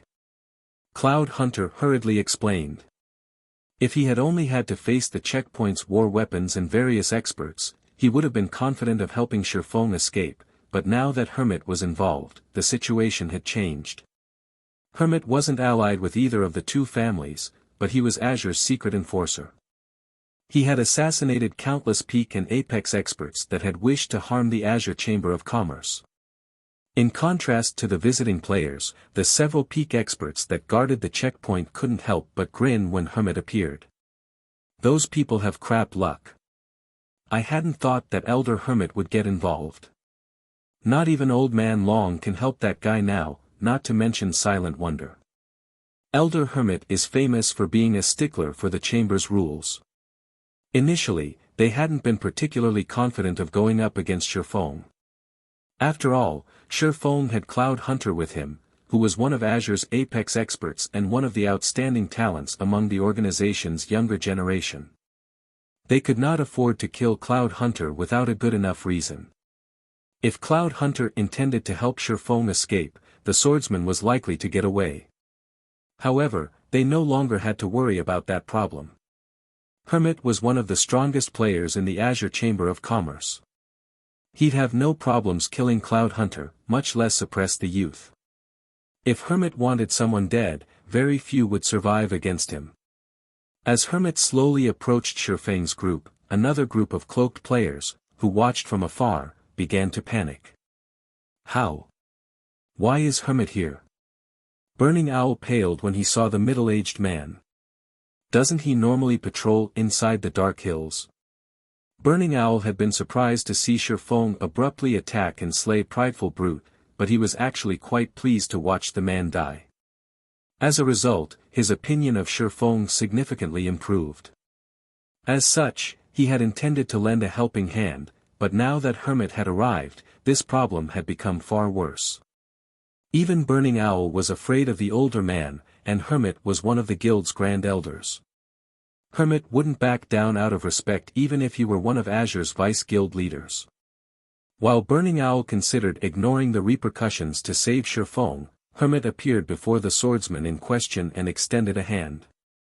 Greetings, Guild Leader Black Flame. I am Hermit, the Dark Hills Protector, Hermit said, smiling at Shifeng. I've been hearing of you for some time now, but I hadn't expected to meet you here today, Guild Leader Black Flame. Both Azure's members and the various superpowers experts gaped in shock when they heard Hermit's greeting. What's going on? Jade Bamboo stared with wide eyes. Everyone in the Fire Dragon Empire had heard of Hermit, especially the various superpowers experts. They all treated Hermit like the Grim Reaper. The man was known for his indifferent expression, and even when he had stood before her Adventurer Alliance's Alliance Master, he had treated her coldly. Now, however, Hermit welcomed Shifeng with a smile. It was unbelievable. Even Cloud Hunter and Burning Owl, who were both quite familiar with the middle-aged man, were utterly flabbergasted, their eyes nearly falling from their sockets. Was this really the Hermit they knew? Even stranger, Shifeng had just killed Prideful Brute in public. Prideful Brute had picked the fight, but he was still one of Azure's peak experts, and Shifeng had slain him as so many people watched. This would definitely damage Azure's reputation. Normally, Hermit wouldn't tolerate such an insult. Both Cloud Hunter and Burning Owl figured Shifeng would be lucky if Hermit decided to spare him. However, not only wasn't Hermit attacking the swordsman, but he had greeted Shifeng with a smile. You offer too much praise, Elder Hermit. I've heard a lot about you, as well. I am here to accompany Silent Wonder and visit the Azure Chamber of Commerce, Shifeng politely responded. In reality, Hermit's behavior surprised even him. I see. The competition will begin soon. I'll have someone guide you and your group to the venue, Guild Leader Black Flame, Hermit said. He then instructed one of his subordinates to lead Shifeng's group through the gates. After watching the amicable conversation between Hermit and Shifeng, and Hermit's initiative to have someone lead Shifeng into the Dark Hills, everyone was utterly confused. Elder Hermit, that player hasn't been inspected. And he killed Prideful Brute. We cannot just let him get away with this, one of Azure's peak experts whispered to Hermit. Read latest chapters at Wuxia World. The other Azure experts nodded in agreement. However, they then felt an intense aura wash over them. It was from none other than Hermit himself. Fools! Hermit glared at the peak expert that had spoken. You think you can afford to provoke a Tier 3 player? It seems you lot have been slacking while I wasn't around. From now on, you and that Prideful Brute will spend your days in the combat training rooms. You are only allowed a break once you've passed those trials. After saying so, Hermit ignored the experts and left. Chapter 2360, Dark Hills. Shocked watching Hermit leave, the several peak experts from Azure were stunned. Tier 3. How is that possible? Nobody in our chamber is even confident of challenging their Tier 3 promotion quest. How can he have reached Tier 3 already? Tier 3 classes were no longer foreign to the various superpowers in God's domain, who knew very clearly how powerful a Tier 3 class was. It was not something that Tier 2 classes could go up against. Meanwhile, now that level 100 players had already appeared, the various superpowers had started researching the Tier 3 promotion quest. However, their findings indicated that the Tier 3 promotion quest was absurdly difficult. Ordinary experts could not hope to complete the quest as soon as they reached level 100. As for peak and apex experts, they faced an even greater challenge. After all, not only had they obtained excellent legacies, but they also had to challenge the highest difficulty promotion quest available in consideration of their future development. If they settled for a mediocre result, they would only be harming themselves in the long run. However, even the ordinary Tier 3 promotion quest already exceeded the expectations of the various superpowers because players had to travel to level 100 neutral maps to conduct their Tier 3 promotion quest. Level 100 neutral maps were not places that just any player could visit. Even a team of level 100, Tier 2 experts would face great danger when exploring a level 100 neutral map. Anyone capable of completing their Tier 3 promotion quest at this stage of the game undoubtedly had extraordinary strength. Needless to say, after completing their Tier 3 promotion quest, they would only have further improved their extraordinary strength. Brute died for nothing this time. That's right. He really dug his grave this time. Let alone Brute, even if Black Flame killed one of the chamber's elders, the chamber would most likely still ignore the matter. If what Hermit said was indeed true, then Prideful Brute's attempt to use Shifeng to make trouble for Silent Wonder was simply suicidal. After all, the Azure Chamber of Commerce didn't have a single Tier 3 player right now. If a Tier 3 player wanted to do something against Azure's members out in the fields, particularly in level 100 neutral chamber would be absolutely powerless to do anything about it. To avoid such an outcome, the chamber naturally wouldn't retaliate against Shifeng just because he responded aggressively to Prideful Brute's provocation. As for the spectating crowd, when they saw Hermit berating Azure's peak experts, their jaws dropped even more than before. They simply could not wrap their minds around what had just happened. Who is that Black Flame? Black Flame had killed Azure's Prideful Brute, yet not only did Hermit not react in rage, but he even berated his own people. Jade Bamboo's eyes roiled with confusion as she gazed at Azure's peak experts. Although Hermit had spoken to those peak experts through a team chat, which prevented her from hearing what he said, she could still see his behavior and sense the aura he exuded, particularly his sudden burst of killing intent. That dense killing intent was something that made even an apex expert like herself shudder in fear. Moreover, she could tell that Hermit's killing intent wasn't directed at the departing Shifeng, but at the several peak experts before him. From this, one could tell that the behavior of Prideful Brute and the other experts of Azure had enraged Hermit. At the same time, it was also obvious that Hermit was afraid of Shifeng.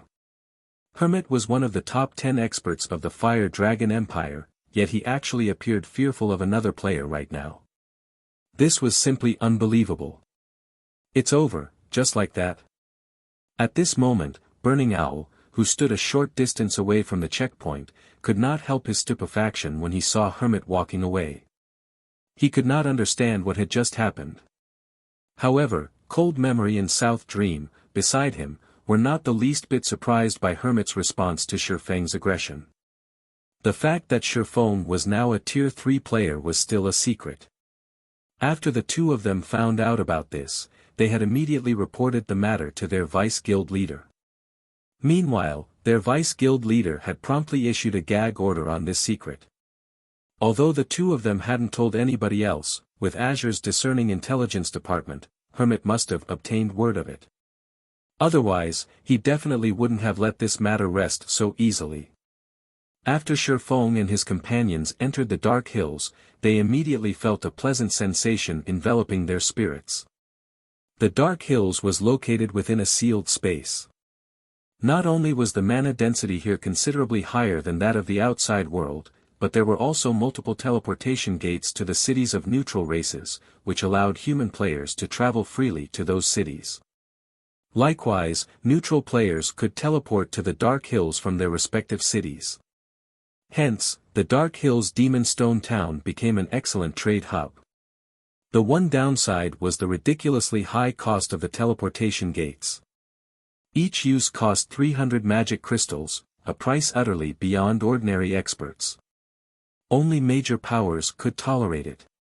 Meanwhile, As Demon Stone Town was only so large, in order to avoid overcrowding, Azure, the power that had captured it, had limited entry to members of the various major powers.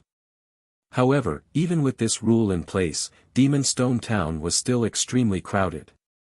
One could see not only the experts of the Fire Dragon Empire's major powers but also many players belonging to various neutral races present.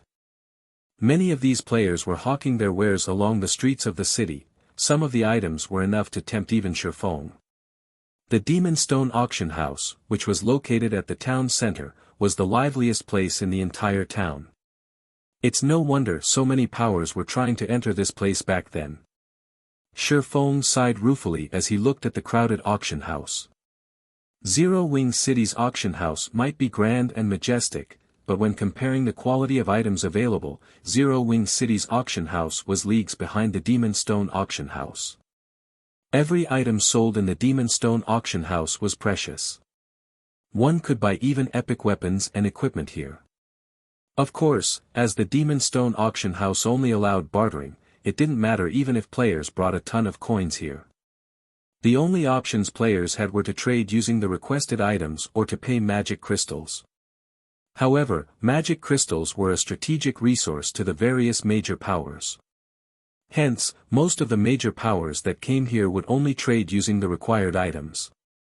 Those that lacked the required items could only window shop to sate their desires.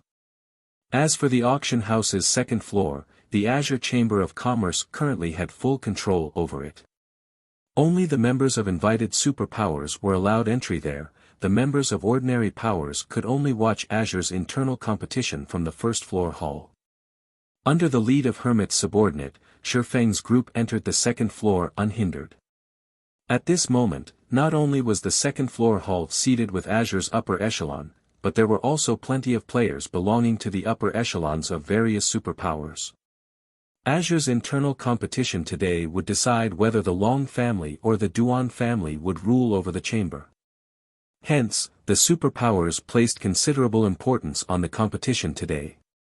After all, if the family they supported won, they would gain greater benefits from Azure. On the other hand, if the family they supported lost, their benefits would naturally decrease. When Shifeng's group entered the venue, everyone's gaze promptly shifted to it. That person's black flame. Read latest chapters at Wuxia World. EU, how desperate is this guy trying to gain the Long family's favor? He actually dared to kill a member of the Duan family. Doesn't he know that the Duan family has much more influence than the Long family in the Fire Dragon Empire? He's used to playing tyrant in a kingdom. He is naturally short-sighted when it comes to the bigger world. I heard that Giant's Heart has plenty of partnerships with the Duan family. This time, the Duan family has even managed to get Vice Guild leader White Autumn to visit. I heard that White Autumn recently gained a god's blessing, and his strength is now off the charts. If the Duan family manages to get White Autumn to secretly take action, Zero Wing will be finished. At this point, the various superpowers members had already heard about what had occurred at the checkpoint. They had never imagined that Shifeng would actually be foolish enough to kill the Duan family's prideful brute. Meanwhile, as these players were discussing quietly, another group of people entered the hall. The moment these people arrived, everyone's attention immediately turned toward them. This was because the newcomers were none other than the Azure Chamber of Commerce's Duan family. Chapter 2361, Gathering of Bigshots. The Duan family had not sent a lot of people to this competition, only a dozen or so. Their number was far fewer than that of the various superpowers.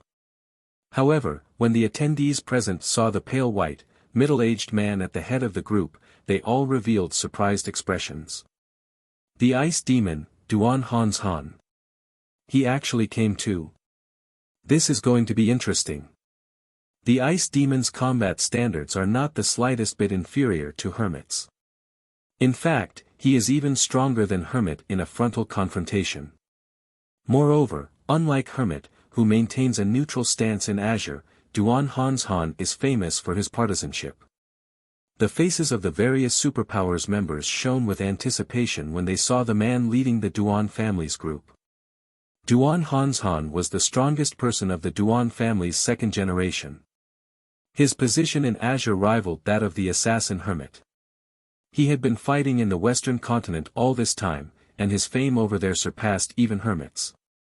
Although Duan Hanshan was nicknamed the Ice Demon, his short temper was well known among the various superpowers. Meanwhile, after stepping into the hall, Duan Hanshan did not head toward the VIP seats. Instead, he walked up to Shifeng, the chilling aura he radiated making the various superpowers refinement realm experts shudder involuntarily. "You're that black flame that killed prideful brute at the checkpoint?" Duan Hanshan asked coldly as he glared at Shifeng. Upon hearing Duan Hanshan's question, everyone present revealed looks that suggested they had expected such a situation to arise. Although they were currently inside the auction house and within Azure's territory, Duan Hanshan would not care about etiquette. If Shifeng gave him an unsatisfactory reply, Duan Hanshan would definitely take action. "That's right. Do you have business with me?" Shifeng nodded, not evading Duan Hanshan's question at all. His nonchalant reply also made it seem as if the killing intent Duan Hanshan radiated was non-existent. Upon hearing Shifeng's words, everyone present gasped involuntarily. "Is this guy nuts? He's still trying to act tough at this point." A blue-clad assassin youth, who was also in the second-floor hall, stared at Shifeng in shock. Duan Hanshan was known for being an unstoppable killing machine over in the western continent. This was why he was nicknamed Ice Demon. Even the guild leaders of the various superpowers had to show respect when meeting him. Shifeng, however, behaved as if he had nothing to do with this matter. He probably doesn't know about the Ice Demon. After all, Zero Wing is developing in a small kingdom. "It shouldn't know much about matters in the western continent," said Jade Bamboo from beside the assassin youth. She, too, had been surprised at Shifeng's reply. However, now that he has spoken to Ice Demon that way, he's definitely doomed. Hermit maintained a neutral stance in the Azure Chamber of Commerce, so it was only normal for him to ignore the quarrels between the two main families and prioritize the chamber's benefits above all else. However, that was not the case for Duan Hanshan at all. Meanwhile, as soon as Shifeng finished speaking, Duan Hanshan's killing intent skyrocketed in intensity, putting a powerful pressure on the spectating crowd.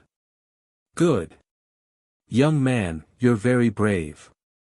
It seems that if I don't take some action in the eastern continent, nobody will place the Azure Chamber of Commerce in their eyes in the future." Duan Hanshan exclaimed wrathfully. Mana started gathering around him, the ambient temperature plummeting. Black Flame is doomed now. At this moment, everyone understood that Duan Hanshan was thoroughly enraged. With this, even Silent Melody and Cloud Hunter would be powerless to save Black Flame. After all, quite a few of those standing behind Duan Hanshan were peak experts. They would have no problem holding Cloud Hunter back for a short period. However, just when everyone thought a battle would break out between Shifeng and Duan Hanshan, a deep and powerful voice echoed throughout the entire hall. "Old Ice, are you planning on breaking the chamber's rules?" When everyone turned to look at the origin of this voice, what they saw was a man in dark gray armor, who seemed to be in his early 50s. The aura this man radiated was not the slightest bit weaker than that of Duan Hanshan. It daunted the nearby refinement realm experts, deterring them from approaching him. "Third uncle, why are you here?" Silent Wonder asked in confusion when she saw this middle-aged man. This stalwart, middle-aged man was none other than Long Xianglong, one of the Long family's second-generation leaders. He was also one of Azure's Grand Elders and was Silent Wonder's third uncle. As Long Xianglong was addicted to improving his combat standards, he had not bothered himself with the chamber's matters in a very long time. "Your father has some other matters to take care of and cannot attend this competition, so he asked me to come in his place," Long Xianglong said, a rare smile appearing on his face when he looked at Silent Wonder. He then turned to look at Duan Hanshan. Old Ice, Azure is holding an important competition here today. Are you still planning on taking action here? Or are you telling me that you've already forgotten about the chamber's rules? At Long Xianlong's words, Duan Hanshan's complexion darkened. Lunatic Long, I'll step back out of respect for you this time. However, if there is a next time, your people won't be as lucky, Duan Hanshan said. After glaring at Shifeng, he promptly turned around and left. Upon seeing this, Cloud Hunter breathed a deep sigh of relief. At the same time, he was also speechless at Shifeng's bravery. It was fortunate that Long Xianlong appeared. While attacking an invited guest within Azure's territory was indeed against Azure's rules, if Duan Hanshan was intent on taking action, even Cloud Hunter was not confident of stopping the ice demon. However, Long Xianlong was Duan Hanshan's equal in strength. Moreover, the rules were on Long Xianlong's side. If Duan Hanshan took action, he would definitely end up getting himself punished. After seeing Duan Hanshan leave, Long Xianlong turned his gaze away from the ice demon and walked up to Shifeng. Young man, you shouldn't act so impulsively next time. That old ice demon usually does whatever he wants, Long Xianlong admonished Shifeng slightly. Very quickly, however, he shifted his attention to Silent Wonder and said, Wonder, your grandfather has constantly been thinking about you. If not for the competition this time, he would have most likely called you back already. Once this competition is over, return with me. From the previous scene, Long Xianlong understood that Shifeng was a very impulsive person. If he allowed his niece to remain in Zero Wing, it would only be a matter of time before disaster befell her. Return? No. I wish to stay in Zero Wing and continue my development there. In any case, Owl and Big Sis Silk are more than enough to handle the chamber's affairs. It doesn't matter whether I return or not, Silent Wonder said, shaking her head. Moreover, I'm developing very well. Nonsense. Your talents are second only to Silk Moon's. It might be fine if it were before, but after this competition, the struggle between the two main families will come to an end. Regardless of today's outcome, you will receive the chamber's full support. At that time, your improvement speed will definitely exceed your current rate, Long Xianlong said as he glared in exasperation at Silent Wonder. The Azure Chamber of Commerce's resources far surpassed that of ordinary superpowers. The future Silent Wonder could have in Azure would be many times better than if she remained in Zero Wing. In fact, remaining in Zero Wing would be a complete and utter waste of her talents. Moreover, the Long family's third generation still needed some strong pillars to support it. Simply relying on Burning Owl and Silk Moon wouldn't be enough. Third uncle, I've already decided. Moreover, I feel that Zero Wing is quite good. Stop trying to persuade me, Silent Wonder said, shaking her head. She was determined to stick to her decision. Just as Long Xianlong was about to launch another round of persuasion, a fresh group of players arrived, inducing gasps throughout the hall. This was because these players were members of Giant's Heart, a superpower that had thoroughly shaken the foundations of the Fire Dragon Empire and was capable of contending against the Super Guild Pride Empire. In fact, when comparing them purely in terms of naval prowess, Giant's Heart was superior to Pride Empire. Read latest chapters at Wuxia World. EU. Nowadays, the various superpowers were placing extreme emphasis on their naval development.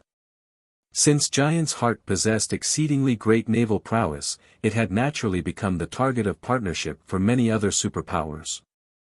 Meanwhile, the person leading Giant's Heart's group this time was none other than White Autumn, one of Giant's Heart's vice guild leaders, who was currently a megastar in the Fire Dragon Empire.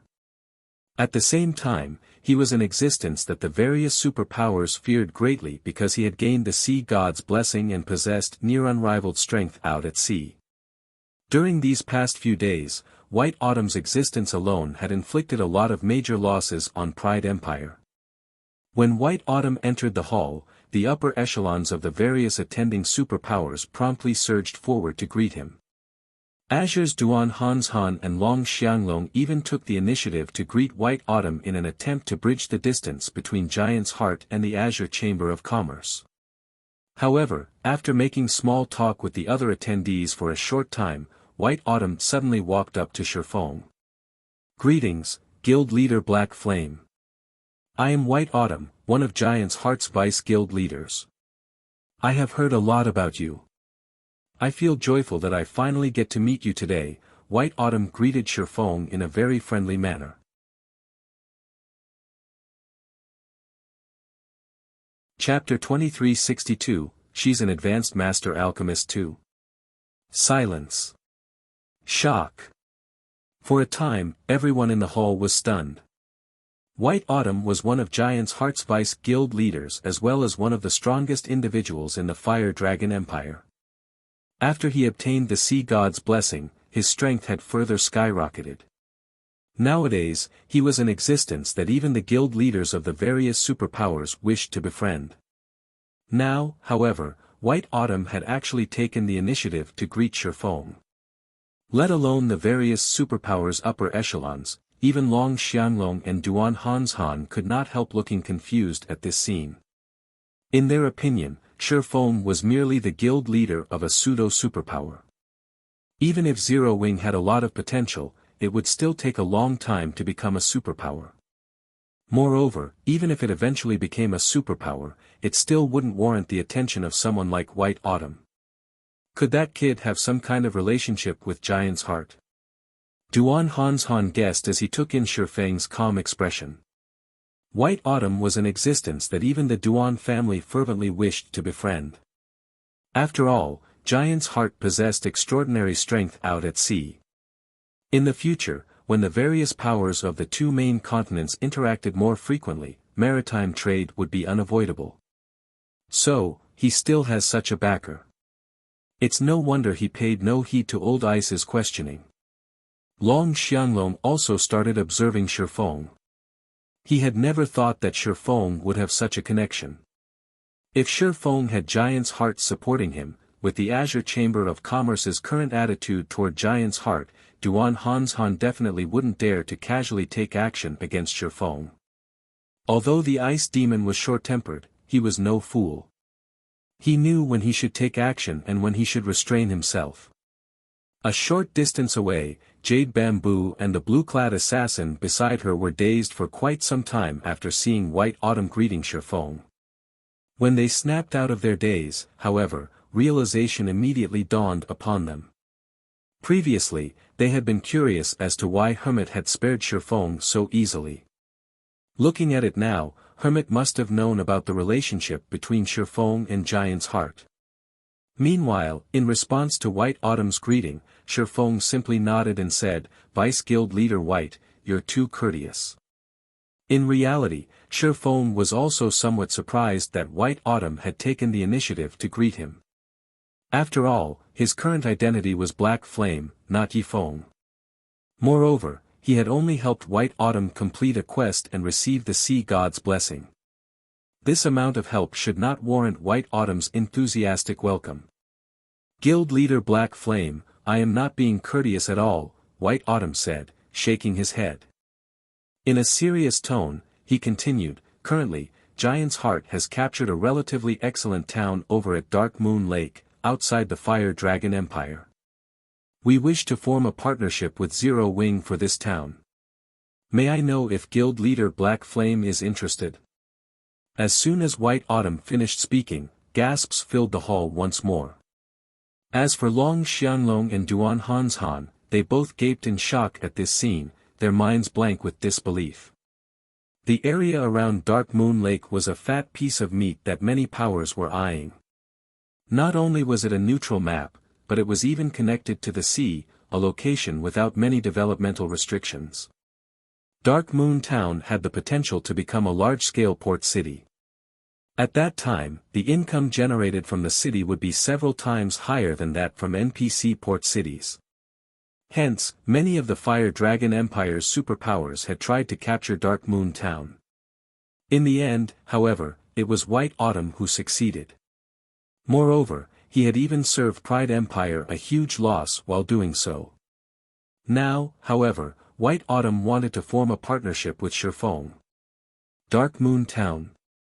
Zero Wing is naturally very interested in this partnership, Shifeng said, although he, too, was very surprised by White Autumn's suggestion. Shifeng was relatively familiar with Dark Moon Town, or more precisely, with Dark Moon City. In his previous life, Dark Moon City had been the largest player-operated port city in the vicinity of the Fire Dragon Empire. It had practically been the lifeline linking the Fire Dragon Empire with the sea. The prices of the shops and lands inside Dark Moon City had rivaled even those of imperial capitals. Back then, Giant's Heart ruled over Dark Moon City as well, and countless powers wished to form a partnership with the guild. Unfortunately for them, very few powers actually succeeded. During the time Shifeng and White Autumn were hashing out the details of their partnership, everyone present was thoroughly stupefied, especially Duan Hanshan and Long Xianglong. Shock and confusion filled their hearts. They even wondered if they were dreaming. Who is he? The Fire Dragon Empire's various superpowers were desperately seeking to cooperate with Giant's Heart on Dark Moon Town. Now, however, White Autumn was proposing a partnership with Shifeng. This was simply absurd. Aside from Duan Hanshan and Long Xianglong, Burning Owl and Cold Memories Group were also astonished by this scene. Big Sis, what kind of relationship does your guild have with Giant's Heart? Burning Owl asked Silent Wonder. Even though Burning Owl had just arrived in the Eastern Continent, he knew about Dark Moon Town and its importance because one of his tasks in coming to the Eastern Continent this time was to negotiate a partnership with Giant's Heart regarding Dark Moon Town. However, there were simply too many superpowers eyeing Dark Moon Town, so even with the Azure Chamber of Commerce's backing, he was not particularly confident in his chances. Now, however, Cold Memory and South Dream were also eager to hear the answer to Burning Owl's question. They knew for a fact that Shifeng was a Tier 3 player. However, they never considered that Zero Wing might still possess a foundation so powerful that it would warrant Giant's Heart's active solicitation. This was something even Dark Pursuit was incapable of accomplishing. I don't know, either. Silent Wonder was also confused by this situation. Meanwhile, White Autumn himself paid no heed whatsoever to the shock everyone felt at his actions. He had personally witnessed Zero Wing's strength before, particularly its Crimson Dragon flying ship. The flying ship's performance exceeded his expectations entirely. Meanwhile, after seeing Shifeng now, he was even more certain that his decision to partner with Zero Wing was a wise one. Due to the Sea God's blessing, White Autumn's perception toward life aura and danger had improved significantly. When looking at Shifeng, he actually felt a deadly threat. Moreover, he could also tell that Shifeng's life aura was stronger than his own. The only explanation he could think of for this situation was that Shifeng was a Tier 3 player. In a period where none of the various superpowers possessed even one Tier 3 player, Zero Wing actually had two. He simply did not know what to say about this situation. Elder Hanshan, this is going to be troublesome. Silent Wonder is a member of Zero Wing. Now that Zero Wing is proven to have a close relationship with Giant's Heart, the Long family will have an easier time partnering with Giant's Heart, a youth standing behind Duan Hanshan said worriedly. What's there to worry about? So what if the Long family gets to partner with Giant's Heart? The most important point is who will get to rule Azure. Even if Zero Wing has a good relationship with Giant's Heart, that won't help the Long family or Silent Wonder win the upcoming competition, Duan Hanshan retorted. Although the Long family's Silk Moon had also joined the famous Dark Pursuit as a lifestyle player, the time she joined Dark Pursuit was much shorter compared to Yan Xiaoqian's. Moreover, Yan Xiaoqian was almost as talented as Silk Moon. In such a situation, it would be impossible for Silk Moon to beat Yan Xiaoqian. While Duan Hanshan was saying so, another group of players arrived in the second-floor hall. Similar to the arrival of Giant's Heart's group, the arrival of this group of players caused quite a commotion because it consisted of Dark Pursuit's members. Not only was the lowest level player among them level 100, but the equipment they possessed was also something that could make even the upper echelons of the various superpowers envious. Of the dozen or so Dark Pursuit members that entered the hall, even the worst equipped among them had 3 pieces of epic equipment paired up with a 6-piece, level 95 Dark Gold set equipment. The most eye-catching among these players were undoubtedly the 2 heroic women walking in the lead. One of these women was Silk Moon, a cursemancer that possessed a mature and seductive charm. Silk Moon's appearance and figure were not the slightest bit inferior to Silent Wonder's. The other tall and graceful woman was Yan Xiaoqian.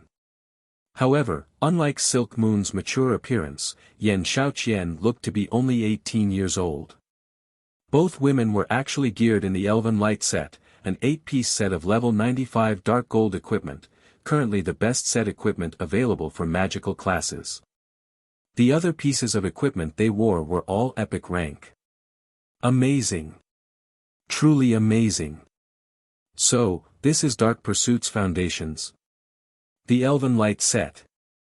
Dark Pursuit is really going all out for the competition this time. It seems the winner of this competition is going to be one of these 2. I know, right? I heard that Dark Pursuit invested all its available resources into nurturing the 2 of them. Although the Long family's and Duan family's other heirs are excellent, these 2 are on a completely different level. The various superpowers' upper echelons were green with envy as they looked at Silk Moon and Yan Xiaoqian. The Elven Light set was currently the strongest Dark Gold set equipment available for magical class players. None of the various superpowers present had managed to complete even a single set yet. However, Dark Pursuit actually had 2. This was simply unbelievable. With the arrival of Dark Pursuit's group, all 6 representatives of the Long family and Duan family were finally present. A short moment later, an elegant, middle-aged man walked to the center of the hall. This man was none other than Hermit, the manager of the Dark Hills. Ladies and gentlemen, I thank you all for attending the Azure Chamber of Commerce's alchemy competition today, Hermit said. I believe everyone present has been waiting for quite some time now, so I'll dispense with the pleasantries. The competition this time will be very simple. Participants will have to produce as many meditation souls, an intermediate master potion, as possible within the given time frame. However, there is a precondition for those seeking to participate in the competition: they must be an intermediate master alchemist at the very minimum. Those who do not meet this requirement may not participate in the competition, so all participants, please show your alchemist insignias. Upon hearing the rules, the various spectators gasped involuntarily. Setting aside the meditation soul's production difficulty, just the condition of intermediate mastery would already leave countless alchemist players in despair. The requirements of this competition are really high. I bet that more than half of the participants will be disqualified because of this condition. Cold Memory was astonished when she heard Hermit's words. Nurturing an intermediate master alchemist was easier said than done. This was a task that even Dark Pursuit found difficult. Despite being very talented herself, Cold Memory was still a long way from the intermediate master rank. Needless to say, others would have an even more difficult time attaining it. In the next moment, just like Cold Memory anticipated, the Long family's first representative revealed that he was only a basic master alchemist. As for the Duan family's heirs, Duan Ing and Duan Qingfeng, they, too, were only basic master alchemists. Although they would be extremely talented geniuses in the eyes of the various superpowers, they failed to meet the minimum requirement for participation in this competition. When it was Yan Xiaoqian's turn, she proudly took out an insignia with 3 silver moons. Upon seeing this insignia, the spectating crowd gasped in shock. Advanced Master rank. She's actually an Advanced Master Alchemist. How is this possible? Our guild doesn't even have an Intermediate Master, yet she's actually an Advanced Master already? The various superpowers were filled with an indescribable sense of shock and envy at this scene.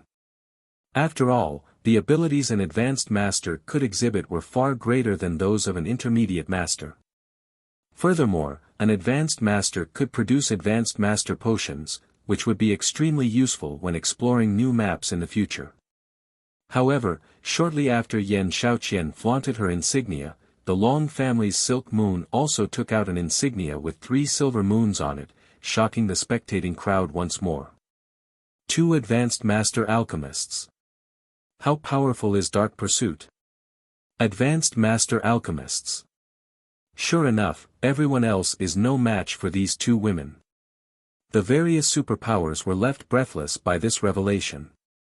At the same time, they also started growing fearful of Dark Pursuit's foundations. Big Sis Silk really is amazing. With this, we at least have a 50% chance of winning. Burning Owl sighed in relief when he saw Silk Moon's alchemist insignia. The latest information he had received said that Yan Shaoqian had been promoted into an advanced master alchemist already while Silk Moon was still trying. Hence, he had been considerably worried until this point. Now that Silk Moon had become an advanced master alchemist as well, both the Long family and Duan family could be said to be on the same starting line. It's a pity that Wonder did not join Dark Pursuit. Otherwise, she would also have had a chance at becoming an advanced master alchemist before this competition, and our chances of winning will be much greater. Cold Memory was relatively confident in her own guild strength. However, as Silent Wonder was determined to stay in Zero Wing, Cold Memory couldn't do anything about it. This is already good enough. At least, it is much better than our initial expectations, South Dream said, chuckling. Read latest chapters at Wuxia World. She caught up. Yan Shaoqian reflexively took an extra glance at Silk Moon. She had never thought that Silk Moon would actually succeed in catching up with her. While everyone was wondering who between Yan Shaoqian or Silk Moon would win this competition, Silent Wonder also took out an alchemist insignia with 3 silver moons on it from her bag. Impossible. She's an advanced master alchemist too. You're tuning into the Han Li's Wuxia Chronicles YouTube channel. We're so grateful for your support, and don't forget to subscribe to join us on this incredible journey through captivating stories. Your generosity through donations truly makes a world of difference, as it's the primary source of revenue that allows me to expand and enhance this channel for you. Thank you from the bottom of my heart for being a part of this adventure.